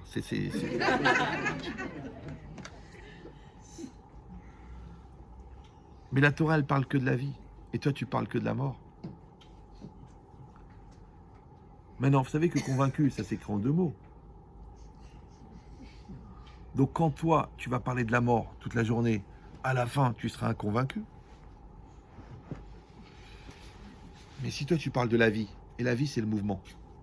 Ouais, la vie, ça bouge. La vie, ça évolue. La vie, ça grandit. Et c'est comme ça que tu vois que quelqu'un est vivant, parce qu'il bouge. Quand il s'arrête de bouger, tu rends du travail. Au travail, tu es actif, tu es hyperactif, tu es développé, tu es patron, tu assumes, tu développes, tu grandis, tu améliores, tu arrives à la maison. Alors ton fils, il dit, maman, papa, il est mort. Non, non. Regarde, il y a un doigt qui bouge.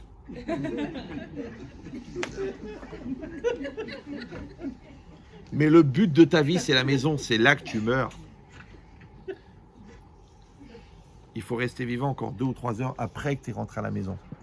Après, tu te mets dos à ton lit et tu fais le cri du moment où tu sais que tu peux lâcher prise, où tu peux te déposer, tu t'écroules comme ça, Ward. Et tu dis, Aïma. Et tu sens toute la colonne vertébrale qui fait tac tac tac tac tac tac tac, comme les immeubles qui s'écroulent. Et là, tu dis, là, je peux dormir. Les dettes, elles sont payées, le travail, il est fait, le Dafayomi, il est étudié, les 3 prières sont faites, ma femme, elle est épanouie, les enfants sont éduqués, les beaux-parents sont heureux, je peux dormir. Allez. Mais les gens qui n'ont pas fait ce qu'il fallait dans la journée, ils n'arrivent pas à dormir la nuit. C'est une très grave maladie. J'aurais pu, j'aurais su, j'aurais dû, j'aurais cru, que des j'aurais. D'ailleurs, ils sont majorés. Puisqu'ils doivent payer les intérêts du retard de vie qu'ils ont eu. Donc ils ont une vie majorée. Pour terminer, majorette. Donc l'idée c'est ça. C'est que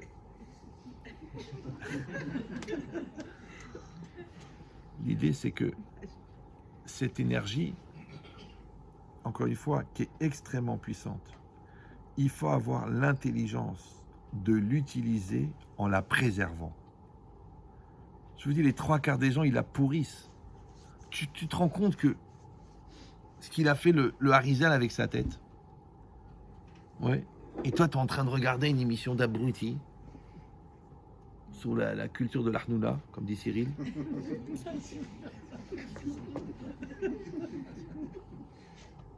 Tu es en train de pleurer sur des vidéos comme ça. Parce que tu es ému.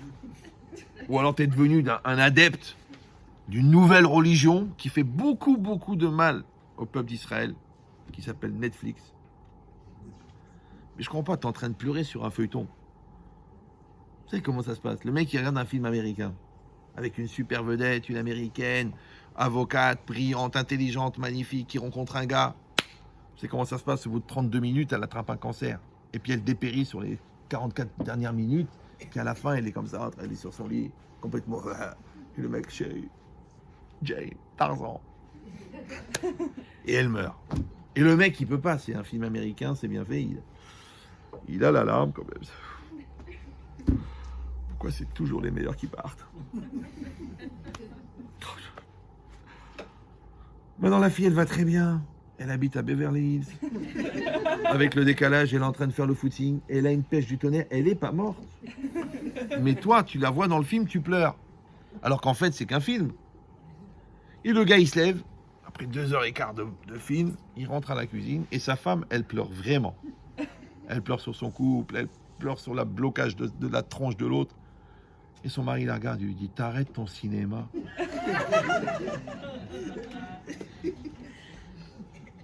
Je sais que vous vous dites, mais comment je le connais? Alors je vous donne un secret. Dans les cours de Ben Chetrit, je ne sais pas si je vais revenir souvent, mais écoutez-moi bien. Il n'y a aucune négation.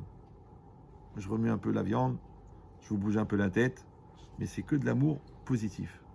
Après, vous décidez où vous voulez rentrer dans le complexe anxiogène de comment ça se fait qu'il a parlé que des hommes, alors qu'en fait, moi, a priori, je suis un homme. Je veux dire, j'ai pas de doute sur mon genre. Aujourd'hui, c'est pas évident. C'est vrai. Avec toute la promotion qu'ils font pour la lessive homo, même les Ariel deviennent homo. C'est pas grave. Donc moi, je suis un homme et je parle à un homme. C'est-à-dire qu'en fait, vous assistez à mon évolution personnelle. Parce qu'on ne peut pas faire évoluer quelqu'un si soi-même on n'est pas dans une démarche évolutive. Vous me suivez ou non? C'est pour ça que le Rav, il doit étudier en même temps qu'il enseigne. Mitalmida yoter mirabotai. Donc il faut que les parents se remettent en cause en même temps qu'ils aident l'enfant à se remettre en cause. Maintenant, si toi tu veux que quelqu'un évolue, il faut que tu évolues pour lui. Si tu veux que quelqu'un existe pour toi, il faut que tu existes pour lui. Maintenant, si tu te poses que toi, genre, t'es magnifique et que l'autre, le pauvre, il est en pleine pathologie, ça ne marchera jamais. Parce que tu as créé toi-même le blocage qui l'empêche de sortir de sa pathologie puisque tu l'as déjà considéré comme un malade. Alors qu'en fait, si tu l'as épousé, c'est que vous êtes du même style puisque ce qui se ressemble, ça semble. Donc la poubelle, elle a son couvercle. C'est la poubelle ou c'est... Oui, mais lui, quand il lui parle, il dit, moi, pour moi, tu resteras toujours la poubelle. Et elle... C'est pas ce qu'elle a entendu. Ouais. Donc vous avez compris. Que je parle des hommes, que je parle des femmes, c'est la même chose. Ce que je parle, c'est qu'une personne, elle doit être tout le temps, dans une dynamique positive, vigilante et spirituelle d'évolution. Nous sommes condamnés à nous améliorer. Ce qu'on appelle en philosophie l'intelligence. Parce que l'intelligence, c'est la capacité d'adaptation. Maintenant, le problème, c'est que le monde change. Les enfants grandissent, les parents vieillissent, le conjoint évolue, le business, il bouge, la perception de la Torah, elle est différente. Le Yetzirah, il est encore différent. Donc, on est toute la vie en train de s'adapter. Mais dans les gens qui ont ce qu'on appelle la paresse existentielle, parce que comme ils étaient à Tanger en 54, ils pensent qu'ils n'ont plus besoin d'étudier la Torah, ou que grâce à Dieu, ils ont fait Teshuvah. Ouais, alors pourquoi ils vont apprendre autre chose? Habad al-Azman. T'es condamné à évoluer. Im Shamoa Tishma. Pourquoi un juif il doit étudier la Torah depuis sa bar mitzvah jusqu'à sa mort? Tu dis c'est bon. La première étude, c'est pour apprendre à étudier. La deuxième, c'est pour connaître. Après, c'est pour connaître les lois. Après, tu connais les lois. À quoi ça sert d'étudier? Je vais te dire pourquoi. Tu sais, en résumé, parce que je peux vous faire une grosse démonstration sur la Torah vivante et tout. Vous n'avez pas besoin. Regardez la phrase, comment elle est facile. Écoutez bien cette phrase. Ça, c'est de la pensée benchetrital. Même les téléphones, ils font des mises à jour. Même les logiciels, ils font des mises à jour. Même la carte de ta chaudière, elle fait une mise à jour. Même ta voiture, aujourd'hui les voitures électroniques, ouais, ils font des mises à jour. Et toi, ton couple, il ne fait pas de mise à jour. Et toi, ta personne, elle ne fait pas de mise à jour. Et toi, ta religion, elle ne fait pas de mise à jour. Mais vous ne comprenez pas que l'incapacité à assumer une épreuve de 40 ans, c'est parce que tu l'abordes avec une expérience de 20 ans. Maintenant, si tu as 20 ans mentalement et 40 ans physiquement, donc c'est un homme de 20 ans qui répond à une question de 40, il n'est pas adapté. C'est comme les vendeurs qui veulent devenir patron. Ils disent, ouais, je crois pas, le mec il prend, moi je prends 5 000 avec les primes, lui il prend 100 000 par mois. Tu dis, ok, mais baba, lui il prend les risques. Il a mis de son argent, il va en Chine, il signe pour 1 milliard de marchandises, il redistribue, il a les contacts, il a installé le projet, il a installé le truc, et il génère, et lui il gère le stress. Mais toi, qu'est-ce que tu fais? Tu prends un produit, avec pas de responsabilité, tu le vends. Et on te paye pour un service. Ah ben c'est normal. Qu'est-ce que tu veux en plus? Tu veux le bénéfice? Mais pourquoi tu te prends un gilet jaune? Non. Ça veut dire quoi? Ça veut dire, restez calme. Ça veut dire que lui, il prend des risques et toi, tu n'en prends pas. Maintenant, de se marier, c'est un risque. Tu sais qu'ils ont fait les statistiques que la moyenne des mariages en Amérique, c'est 18 mois. C'est que le mec, il sait que dans 18 mois, il va divorcer. Donc vas-y, profite bien, parce que ouais, il y en a qui cherchent même la prochaine pendant qu'ils sont avec celle-là, parce que comme ça, il ne faut pas que les délais, qu'il y ait une interruption, d'accord, entre les deux périodes de chômage. Donc ça veut dire que la vie, elle est ce qu'elle est, si vous croyez en Dieu, ouais, et elle va vous proposer continuellement l'occasion de grandir. Maintenant, comment tu grandis? C'est très simple. Le programme, c'est la Torah. L'école, c'est la vie. Le proviseur, c'est le bon Dieu. Les camarades de classe, c'est les gens qui t'entourent. Le professeur de travaux dirigés, c'est le Yetzer Hara. Il va te donner les épreuves qui vont te permettre, attention, de devenir la Torah, le programme que tu auras appris. Maintenant, il y a des malins. Ils apprennent le programme, ils font les exercices et ils deviennent. Maintenant, de vous à moi, vous êtes des gens d'expérience, vous savez très bien qu'il y a des gens qui ont fait médecine et qui ne sont pas médecins. Vous savez ça, Moulin? Ils ont fait médecine, ils ont le diplôme, ils ont tout. Mais c'est quoi un médecin? Un médecin, c'est pas un gars qui a fait médecine. Un gars, c'est quelqu'un qui est devenu médecin. Maintenant, si le gars, il n'a pas le sens du diagnostic et qui te dit, écoute, tu vas prendre ces 13 médicaments, il y en a un qui va se soigner si les autres ne te tuent pas. Non, ça, c'est pas un médecin. Ça s'appelle un gestionnaire de patrimoine. Il est en train de se faire sa franchise sur les hôtels dans lesquels il investit tout le cash qu'il a réussi à mettre de côté. C'est pas un médecin, ça. Vous me suivez ou non? C'est pareil, un ingénieur. Pourquoi? C'est pareil, un professeur. Un professeur, s'il n'a pas l'instinct de savoir tel enfant ce qu'il a besoin et celui-là, ou la pédagogie de faire passer l'enseignement, il n'est pas professeur. Ah, il a fait l'école normale, il a fait l'école de Khbaba, il a fait l'école des professeurs. Ok, mais il a fait, mais il n'est pas devenu. Maintenant, dans la Torah, c'est pas shoot. Vayadata, va hashevota levavecha. Tu apprends, tu sauras, et tu ramèneras en ton cœur. Alors, c'est quoi le cœur? C'est l'essence de la personne. C'est le centre de la personne. Donc en fait, toute la vie, c'est qu'on va te poser des questions et toi, tu vas répondre à la question. Maintenant, au moment où tu vas répondre à la question, la Torah que tu as appris, connaissance, l'impulsion que tu vas mettre dedans, qui est ce mélange de l'énergie divine que tu as en toi et de l'orientation que tu mets qui s'appelle le choix, ouais, tu l'envoies pour répondre à la question, ça s'appelle en français ex iste, iste, ex à l'extérieur. Ça va? Maintenant, quand toi, tu as vécu une séquence, ça s'appelle une expérience, qui est l'occasion de l'existence. Maintenant, comment on appelle la résonance de l'expérience vécue grâce au phénomène de l'existence? Comment on appelle en français?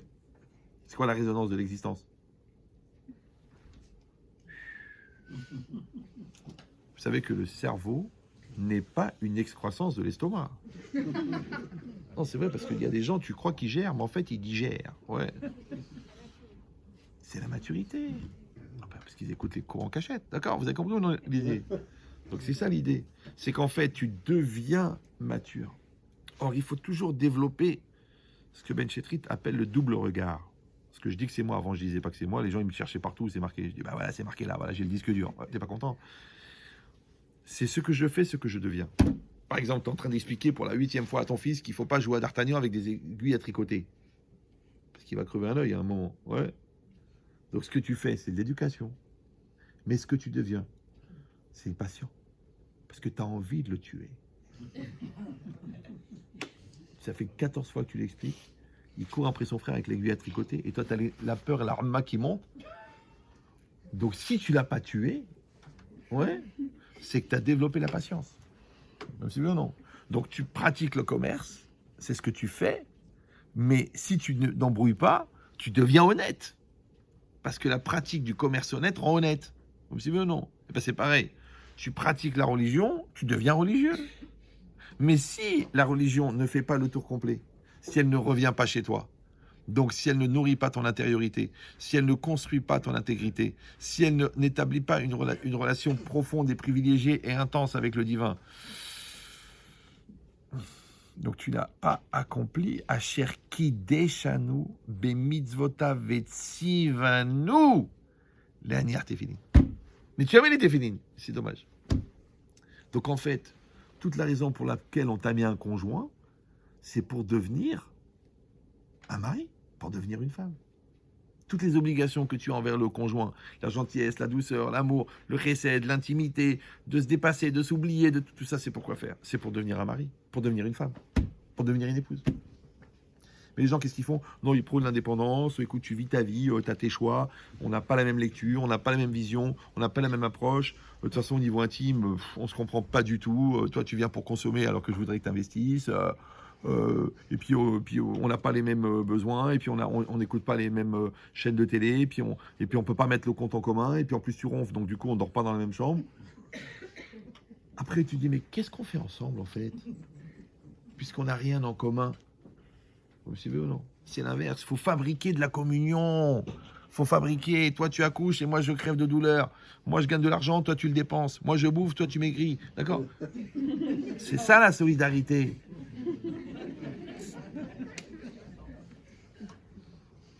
Ishto ke gufo. Alors qu'en fait, c'est Ishto ke bitno. D'accord? Donc, ça veut dire quoi? Ça veut dire qu'en fait, on se marie pour devenir époux. Pourquoi on a des enfants? Pourquoi faire? Pour faire de l'élevage? Pour augmenter la population mondiale? Non! C'est pour devenir parents. Mais alors, qu'est-ce qu'ils font les gens? Ils trompent leur famille avec leur travail. L'autre, elle trompe sa famille avec ses amis, avec ses collègues, avec son corps, avec son rouge à ongles. Tu dis, mais écoute chérie, pourquoi t'es pas bien? Je suis pas bien parce que j'arrive pas à trouver la couleur qui va avec le tailleur. Et demain, c'est la Brit Mila, je vais mourir. Je vais mourir. Mais... écoute, Jennifer, elle s'appelle Jennifer. Et chaque fois qu'on lui dit assume, elle dit Jennifer rien. D'accord?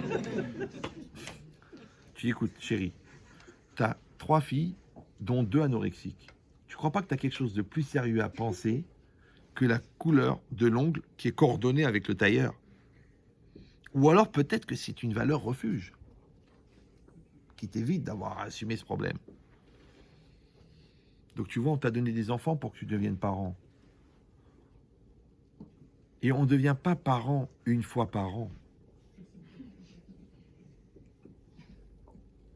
Vous suivez ou non? Ça veut dire que c'est pas une fois que tu es devenu parent que tu deviens parent. C'est comme une maman, elle est enceinte, elle a une ventre comme ça. C'est le premier. Elle accouche. Alors l'infirmière, elle lui dit alors, qu'est-ce que ça fait de devenir maman? Mais ça fait rien, c'est la même hamala qu'il y a un quart d'heure. T'as déjà vu un sac qui devient intelligent parce que tu l'as vidé, toi? Ah, je suis violent. Hein. Quand je vous dirai le nombre d'enfants, vous comprenez pourquoi. Ouais.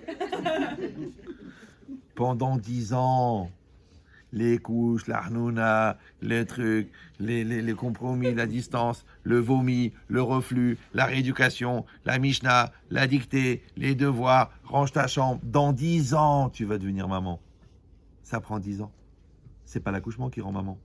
C'est le travail que tu as de sensibilisation que tu as fait et le travail de maturation que tu as atteint grâce au fait que tu t'es occupé de l'enfant. Comme toi aussi, tu vas devenir papa en t'occupant de l'enfant. Mais qu'est-ce que tu fais? Toi, tu dis, moi je travaille, je m'occupe pas de l'éducation.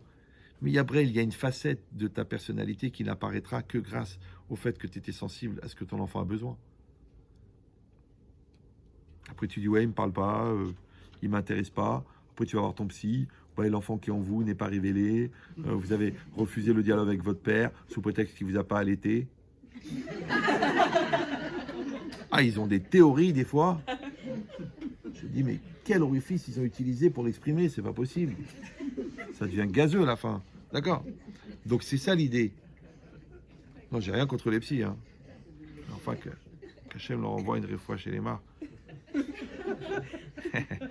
J'ai jamais compris pourquoi un mec il choisit ce métier. Moi, j'écoute les gens toute la journée parce que je suis obligé. Mais j'aurais pas les khatri là et faire des études pour. C'est comme si tu dis à un mec pourquoi t'es devenu plombier, il dit pour dépouiller les chiottes. Tu dis non, t'es pas pour ça que t'es devenu plombier quand même. Vous allez me dire mais quel rapport avec l'exemple? Eh ben, regardez qui c'est la cuvette, vous allez comprendre. D'accord? Donc en fait l'idée c'est quoi? L'idée, ça va? L'idée c'est ça. C'est qu'en fait toute notre vie, on va accompagner cette énergie. Maintenant l'énergie, encore une fois je répète de manière très très lourde, elle est divine. Ça va? Si j'ai réussi encore une fois à la prendre en charge dans le je veux, sans la polluer avec la grossièreté du jeu, ni la grossièreté du corps, elle va arriver à l'extérieur avec la même pureté qu'au départ. Ça s'appelle Tzadik Gozer Akadosh Baruch Hu Mekayem. Le Tzadik qui fixe, Hachem il accomplit. Ça s'appelle Retson Ireav Yaase. Oui. La volonté de ceux qui le craignent, il accomplit. Pourquoi les tzadikim, à l'époque, ils faisaient des miracles? Ouais, ils réveillaient les morts. Et avec du vinaigre, ils faisaient brûler les nérods de Hanouka, les nérods de Shabbat. Pourquoi? Parce qu'ils avaient compris que la matière, c'est une illusion d'optique. Alma des Shikra. Ça n'est que le fruit de la volonté de Dieu. Et étant donné que Dieu, il a créé l'homme à son image, donc de la même manière que Dieu, c'est une immense volonté qui s'exprime à travers les actes de la réalité qu'on appelle la providence, de la même manière, l'homme, c'est une immense volonté qui s'exprime à travers ce qu'on appelle vulgairement les actions. Maintenant, de la même manière que le moteur, le vecteur dynamique de l'action, c'est la volonté, et bien le vecteur dynamique de la réalité, c'est la volonté de Dieu. Le problème, encore une fois, c'est que l'homme, il s'arrête en chemin. C'est quand il passe par la bouffe, il devient de la bouffe. Quand il passe par le sexe, il devient du sexe. Quand il passe par l'argent, il devient de l'argent. Et c'est dommage de gaspiller le but pour le moyen. Je vais vous dire un truc, mais vous êtes bien là, c'est très très violent. Vous êtes bien ou non? N'écoutez pas vous, c'est pour eux. Vous avez bien fait de séparer. Hein. Un homme met des années à comprendre que sa femme n'est pas un objet. Les goïms, ils ont renoncé, eux. Eux, ils disent carrément l'objet du désir. Donc, dans la relation homme-femme, il y a une personne et un objet. Vous me suivez ou non? Dans la Torah, elle t'a dit, pendant la nida, la femme n'a pas de corps. Tu ne peux pas t'approcher. Pendant la nida, tu ne peux pas la voir déshabillée. Pendant la nida, tu ne peux pas la toucher. Pendant la nida, tu ne peux même pas lui passer un objet. Tu ne peux même pas regarder ses sous-vêtements. Tu ne peux même pas dormir dans le même lit. Tu peux même pas t'asseoir sur un canapé où, quand elle va se lever, tu vas sentir le mouvement de son corps. Je sais que c'est très, très, très, très, très exagéré. Une fois, je formais un jeune khatan au mariage. Alors, je lui ai dit, il m'a dit, Rav, c'est vrai que quand une femme elle a bu dans un verre d'eau, l'homme, il n'a pas de boire. Il n'a pas le droit de boire dans ce verre. Je dis, oui. Il me dit, mais alors vous êtes des obsédés. Je dis, oui. Nous sommes des obsédés, mais de notre femme. Toi, tu es obsédé de toutes les femmes. C'est un phénomène. L'homme qui aimait les femmes, c'est connu. Ouais.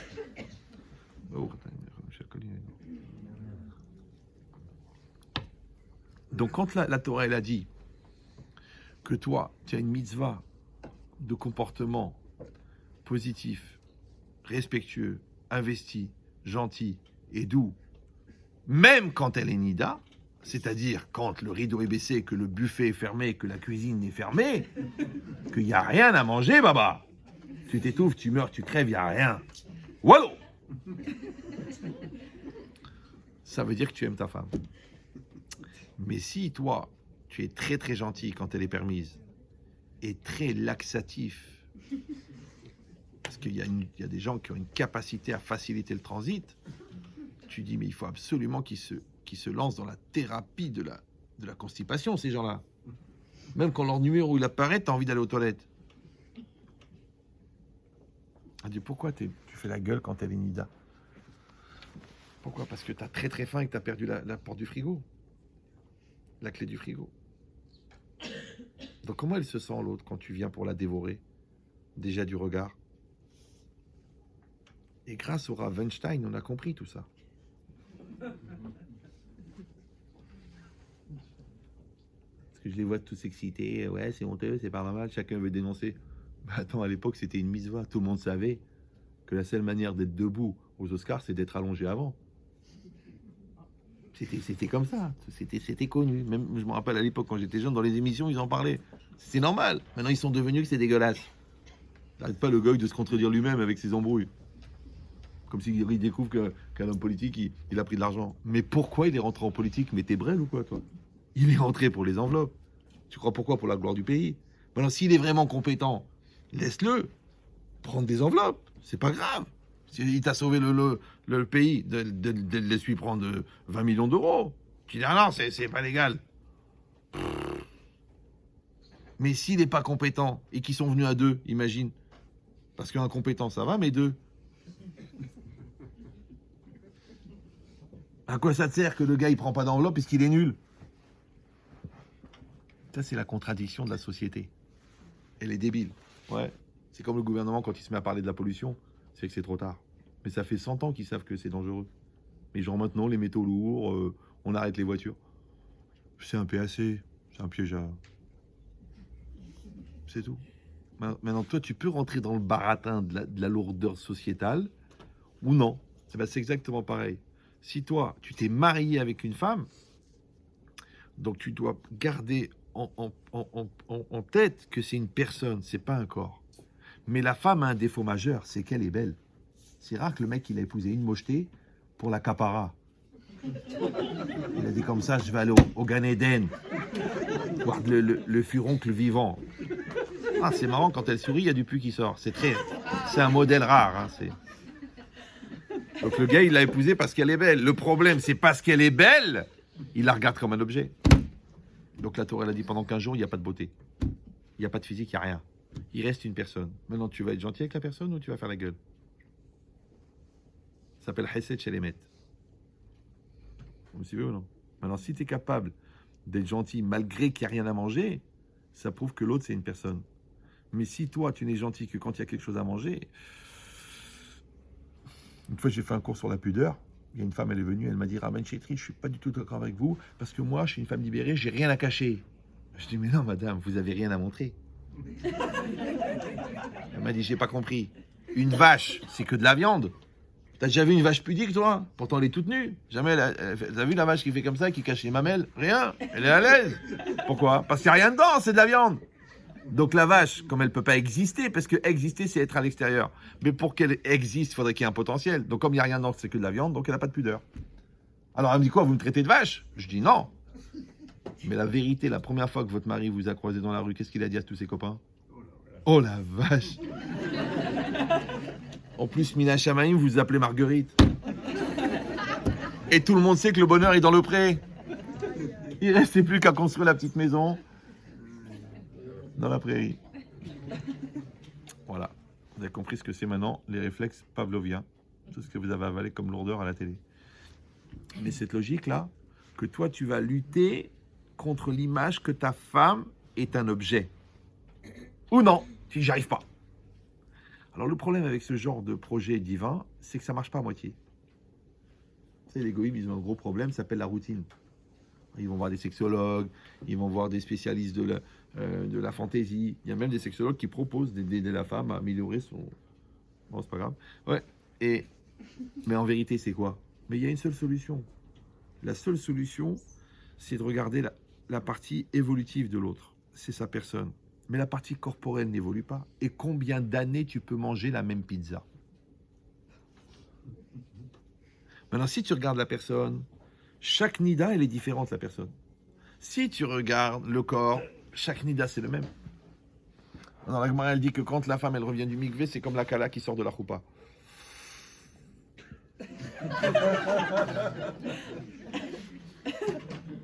Elle prie la femme au mikvé pour que Dieu fasse qu'on soit dans le shalom, que Dieu fasse que les enfants ils soient des tzadikim, que Dieu fasse que mon mari soit réveillé. C'est pas évident, hein? Mais l'idée, c'est ça. C'est que toi, une fois quelqu'un est venu chez moi, il m'a dit, Raman Chétri, voilà, je ressens plus rien, qu'est-ce que je dois faire?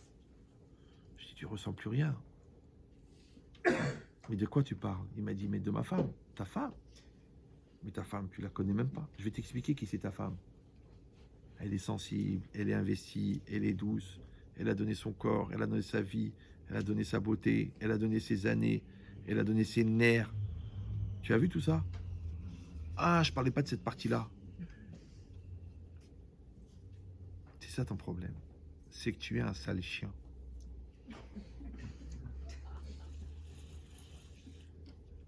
La preuve, c'est que tu n'as pas demandé à ta mère d'être sensuelle. Pourquoi elle doit être sensuelle? Tu dis, mais c'est ma femme. Tu dis, ouais, jusqu'à quand elle va être Madonna? Pourquoi tu es sensuelle, toi, avec ton ventre et ta cellulite? Donc, c'est-à-dire qu'à un moment ou un autre, il faut être des adultes. Et quand tu dis à quelqu'un je t'aimerai pour toujours, tu ne dois pas t'étonner que l'autre il dit ça commence quand toujours. Par contre, quand toi, tu vas aller chercher la spiritualité de ta femme, l'intériorité, comme toi tu vas chercher l'intériorité de ton mari, et pas simplement une machine à sous, un mec qui fabrique des billets. Moi j'ai vu une femme, elle m'a dit écoutez, je demande le divorce parce que mon mari n'a plus le standing, ne peut pas m'offrir le standing que j'ai eu l'habitude chez mes parents. Je veux dire quoi, c'est vous avez épousé un portefeuille. Ça veut dire que tu n'as pas profité d'une épouse pour devenir un mari. Tu n'as pas profité d'un mari pour devenir une épouse. Tu n'as pas profité des enfants pour devenir parents. Donc tu n'as pas profité des mitzvot pour devenir juif. Parce que vous savez combien il en faut des téphilines, des mises de téphilines, et combien il en faut des shabbatot, et combien il en faut des rosh hashanah, combien il en faut pour devenir juif. Écoutez, je suis de père en fils, nous avons un yichus, un arbre généalogique qui remonte au Rambam Maïmonide. Tu dis, moi je veux bien, mais qu'est-ce qu'elle fait Christine sur la photo? Moïse, explique-lui. J'ai été converti d'un coup d'épaule à Marrakech. Elle est tombée dans la piscine. Elle est tombée Christine, elle est ressortie Myriam. Myriam. Non, non, non. On devient juif. Comme on devient mature. Comme on devient médecin. Comme on devient intelligent.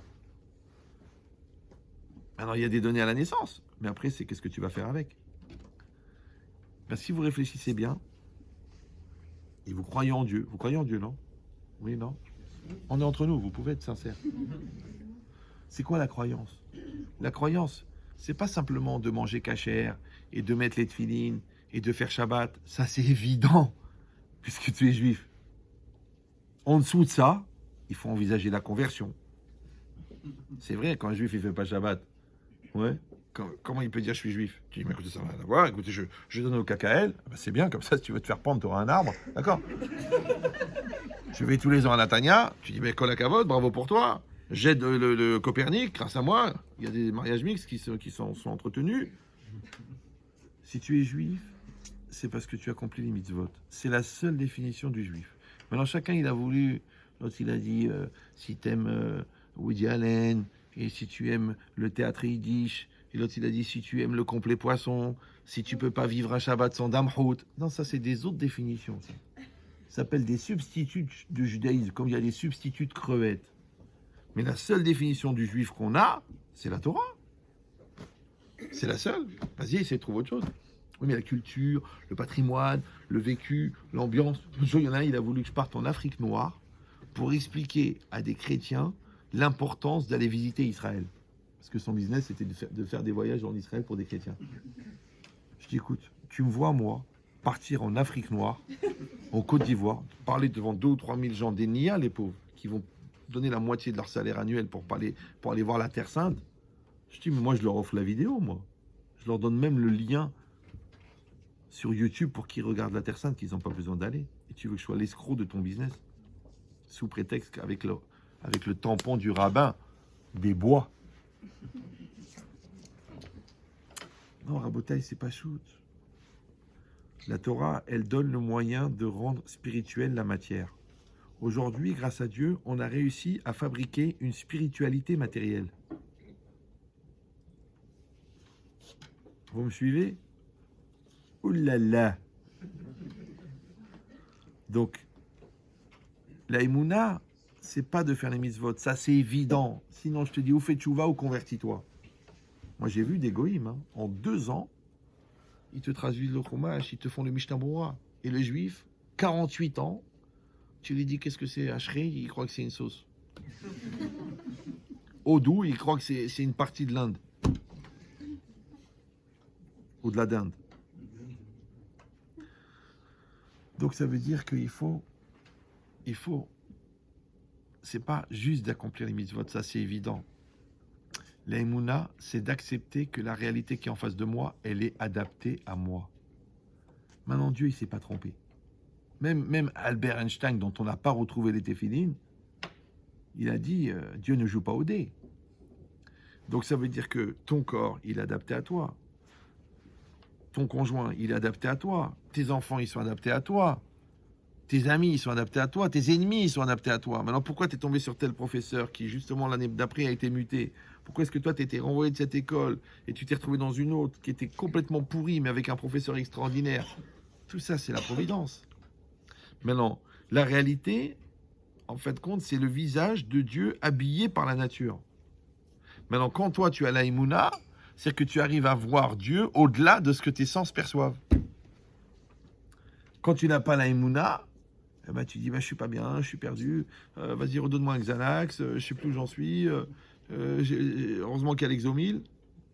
Parce que la Emouna, c'est la capacité de s'investir dans ce qu'on ne voit pas. Or, l'avenir, on ne le voit pas. La solution, on ne la voit pas. Le matin, on ne le voit pas quand il fait nuit, la nuit. Donc, ça veut dire que quand moi, je vais prendre cette énergie de l'âme, je vais l'accompagner dans mon corps, et je vais l'amener à la réalité, pour qu'elle soit le véhicule de mon acte. En vérité, qu'est-ce que je vais faire? Je vais réaliser. Ça va? Voilà. Eh bien, ce moment-là, où l'étincelle divine, ce morceau d'âme que j'ai pris en charge et véhiculé, il arrive dans le monde réel, oui, il dit le Rav Dessler, on appelle ça le présent. C'est ça le présent.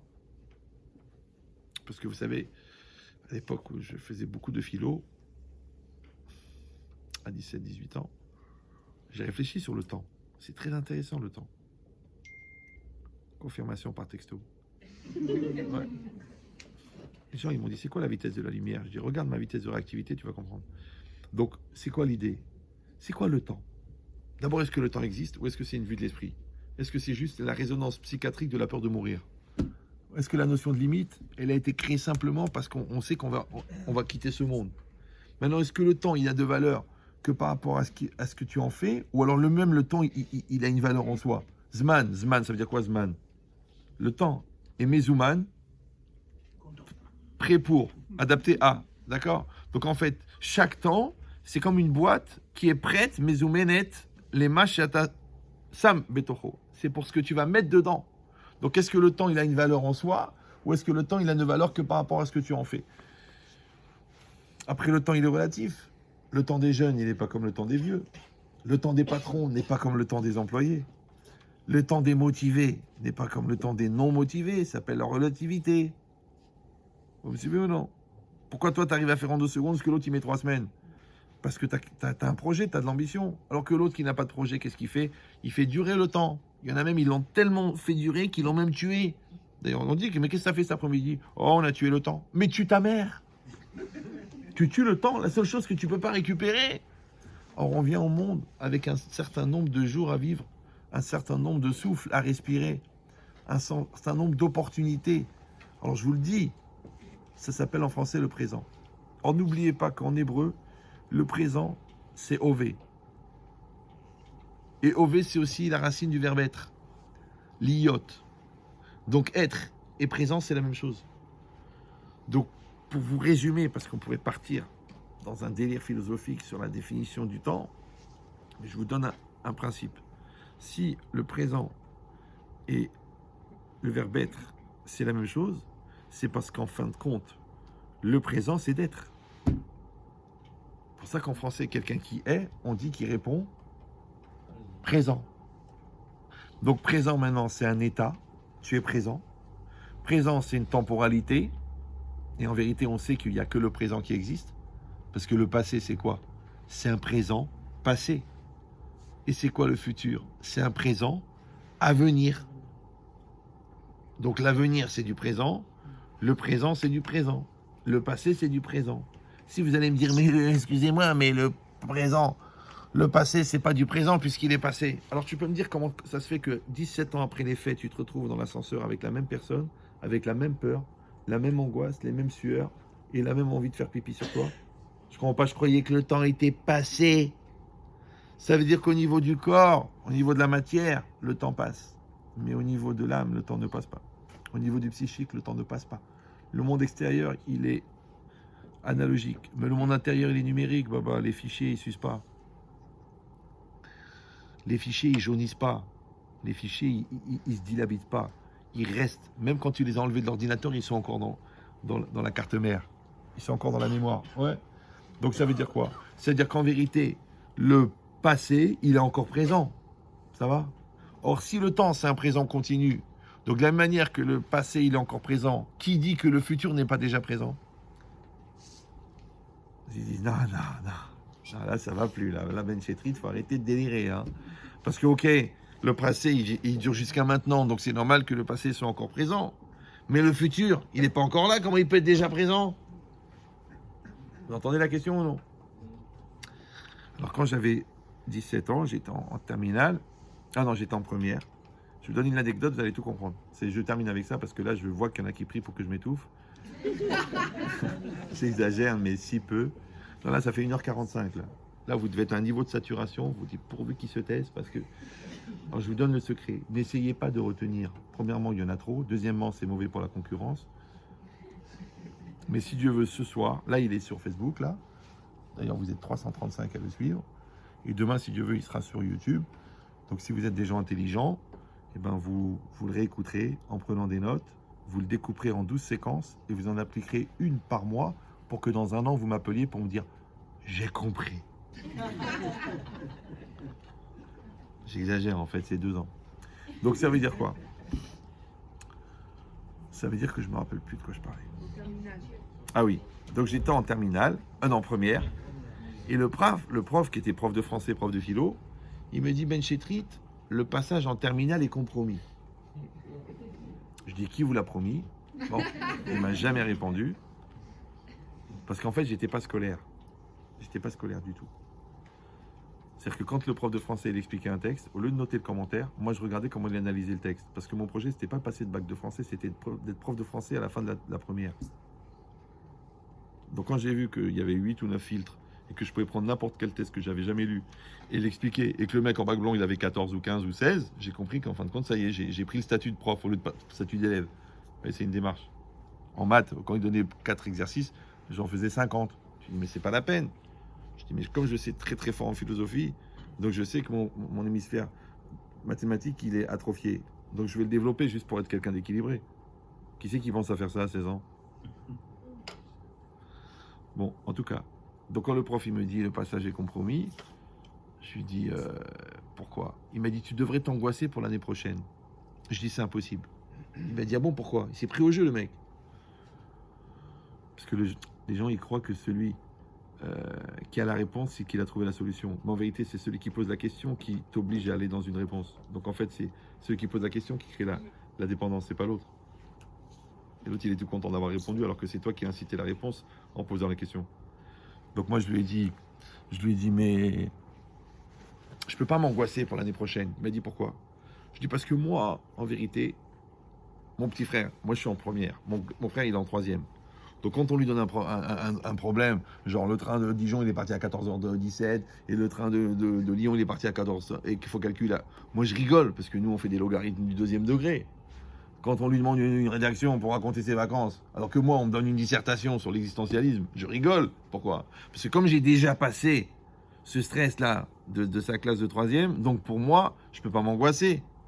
Vous suivez ou non? Ça s'appelle le recul en français, ça s'appelle la maturité. Ok. Je dis alors donc maintenant moi, en vérité, moi, dans ma tête, je suis déjà l'année prochaine. Comme je suis l'année prochaine, cette année, c'est l'année dernière. Alors, je dis, comment voulez-vous que je m'angoisse cette année d'un truc que je vais vivre l'année prochaine, puisque je suis déjà l'année prochaine, étant donné que cette année, c'est l'année dernière, donc je ne peux pas m'angoisser pour l'année prochaine. Il m'a dit, mais tu n'es pas l'année prochaine. Imagine le dialogue, maintenant, ça s'est passé vraiment. Hein. Le prof et moi 17 ans et lui 45 ans. Il m'a dit, mais on n'est pas l'année prochaine. Je dis, ah bon? Et qu'est-ce qui me sépare de l'année prochaine? Maintenant, je savais qu'il est prof de philo. C'est un gynéco, j'aurais posé une autre question. Ouais. Je lui dis, ah, mais qu'est-ce qui me sépare de l'année prochaine? Il me dit, le temps. Ah, il était content. Ouais. Genre, il a raisonné. Ouais. Ça y est, il était piégé. Maintenant, il a mordu. Je l'ai attrapé comme ça, je l'ai ferré. Je lui dis, mais non. Il m'a dit, ah bon? Je lui ai fait, non. Je lui dis, ce n'est pas le temps qui me sépare de l'année prochaine. Parce que si j'étais une pomme, j'aurais compris qu'une pomme qui a besoin encore de 2 mois de maturation, c'est le temps. Parce que la pomme, elle va subir le temps pour devenir mûre. Si j'étais une tarte qui a besoin de 40 minutes de cuisson, j'aurais compris que la tarte, elle ne devient une tarte cuite que grâce aux 40 minutes de temps. Mais comme je suis ni une tarte ni une pomme, je suis une personne. Donc qu'est-ce qui me sépare de l'année prochaine? C'est pas le temps, genre le temps qui passe, il va me rendre mature. C'est la maturité. Donc si cette année, j'ai déjà la maturité de l'année prochaine, donc je suis l'année prochaine. Si je suis l'année prochaine, cette année, c'est l'année dernière. Comment voulez-vous que je m'angoisse d'un truc que j'ai déjà passé? Bon, je sais que son cerveau, il tourne encore. Il a bugué, là. 4e étape, il supporte pas les professeurs quand tu es plus intelligent qu'eux. Ça les choque. Moi, j'ai pas dit que j'étais plus intelligent que lui. Mais c'est une tête que tu utilises de manière saine et intense et régulière, tu peux atteindre des résultats. Sans forcément être... Moi, j'avais des copains qui étaient des génies. Moi, je n'étais pas un génie, mais j'étais un travailleur. Ça, je mens pas. Donc, je lui ai dit, ça veut dire quoi?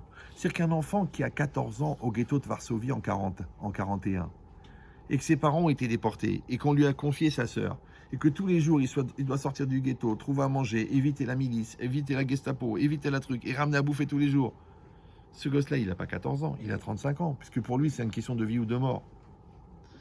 Mais quand un ingénieur de 35 ans, il joue aux toilettes avec la PlayStation de sa fille de 8 ans, il n'a pas 35 ans, il a 8 ans.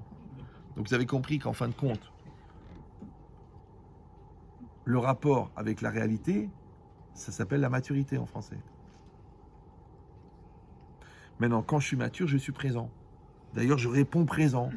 Donc assumer une réalité, être à sa place de père, être à sa place de mère, assumer ses responsabilités au niveau professionnel, être un juif comme il faut, comme Hachem attend de moi, en fait, ça s'appelle être présent. Maintenant, si moi je peux pas, j'ai pas la tête, ça me saoule, qui a dit où c'est marqué, vous les religieux, c'est trop difficile, j'ai pas grandi dans ce milieu, Ça s'appelle le discours des absents. C'est des gens qui vont t'expliquer pourquoi ils peuvent pas répondre présent. T'es juif, alors viens à la synagogue. Ouais, mais c'est pas évident, c'est pas dans ma culture. Alors, je sais pas moi, convertis-toi au bouddhisme, je sais pas, deviens chrétien. T'es juif, non? Viens à la synagogue, réponds présent. Israël a besoin de toi, réponds présent. Ta femme a besoin de toi, réponds présent. Ah, ça me saoule, j'ai pas la tête, c'est trop difficile. Mais ça, c'est le discours des absents. Et les absents ont toujours tort. Donc en fait, toute la vie, c'est une occasion de répondre présent. On a dit que le présent, c'est quoi? En hébreu, c'est le verbe être. Ové, c'est le verbe être. Donc en fait, être, c'est être présent. Donc ne pas être, c'est ne pas être présent. Alors je vous donne le résumé parce que sinon ça va être trop compliqué. On a dit le nom de Dieu, il s'appelle Yud et Vav e. Le Yud et Vav e, la racine c'est Ové. Ové, c'est le verbe être.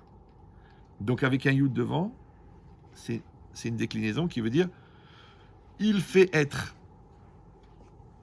Donc le mot, comme le prononcent les témoins de la Java, qu'on n'a pas le droit de prononcer, en vérité la traduction c'est il fait être. On appelle Ave Kola Avayot, celui qui fait être tout ce qui est. Maintenant, de la manière comme toi, tu as été créé à l'image de Dieu, toi aussi, tu fais être ce qui est. Tu fais être tes intentions, tu fais être tes actions, tu fais être tes paroles. Tu fais être. Tu fais apparaître. D'accord? Donc maintenant, quand toi, tu réponds présent, en fait, tu es fait à l'image de Dieu. Maintenant, Dieu, il est le présent, il est présent, il est omniprésent, il fait être le présent. Maintenant, quand toi, tu es présent, on a dit que c'est une question de maturité, dans le présent de Dieu, ouais, et pour ça, il y a 613 outils qui te permettent d'être présent dans le présent de Dieu. C'est-à-dire qu'en fait, les tefilines, c'est comme un outil qui te permet de passer de l'autre côté, dans l'invisible, ouais, pour être présent avec Dieu. L'étude de la Torah, tu te dis que Dieu, il étudie la même chose que toi. Et toi, tu étudies la même chose que lui. Donc, vous avez une communion de pensée. Donc, tu es présent dans sa pensée, il est présent dans la tienne. Maintenant, quand toi, tu gardes la présence d'esprit, ouais, ça s'appelle un signe de maturité. Quand tu perds la tête ou tu manques de présence d'esprit, tu n'es plus lié à ta réalité, tu n'es plus lié à ton âme, donc tu disparais de la réalité. Donc un homme, il est condamné à être présent.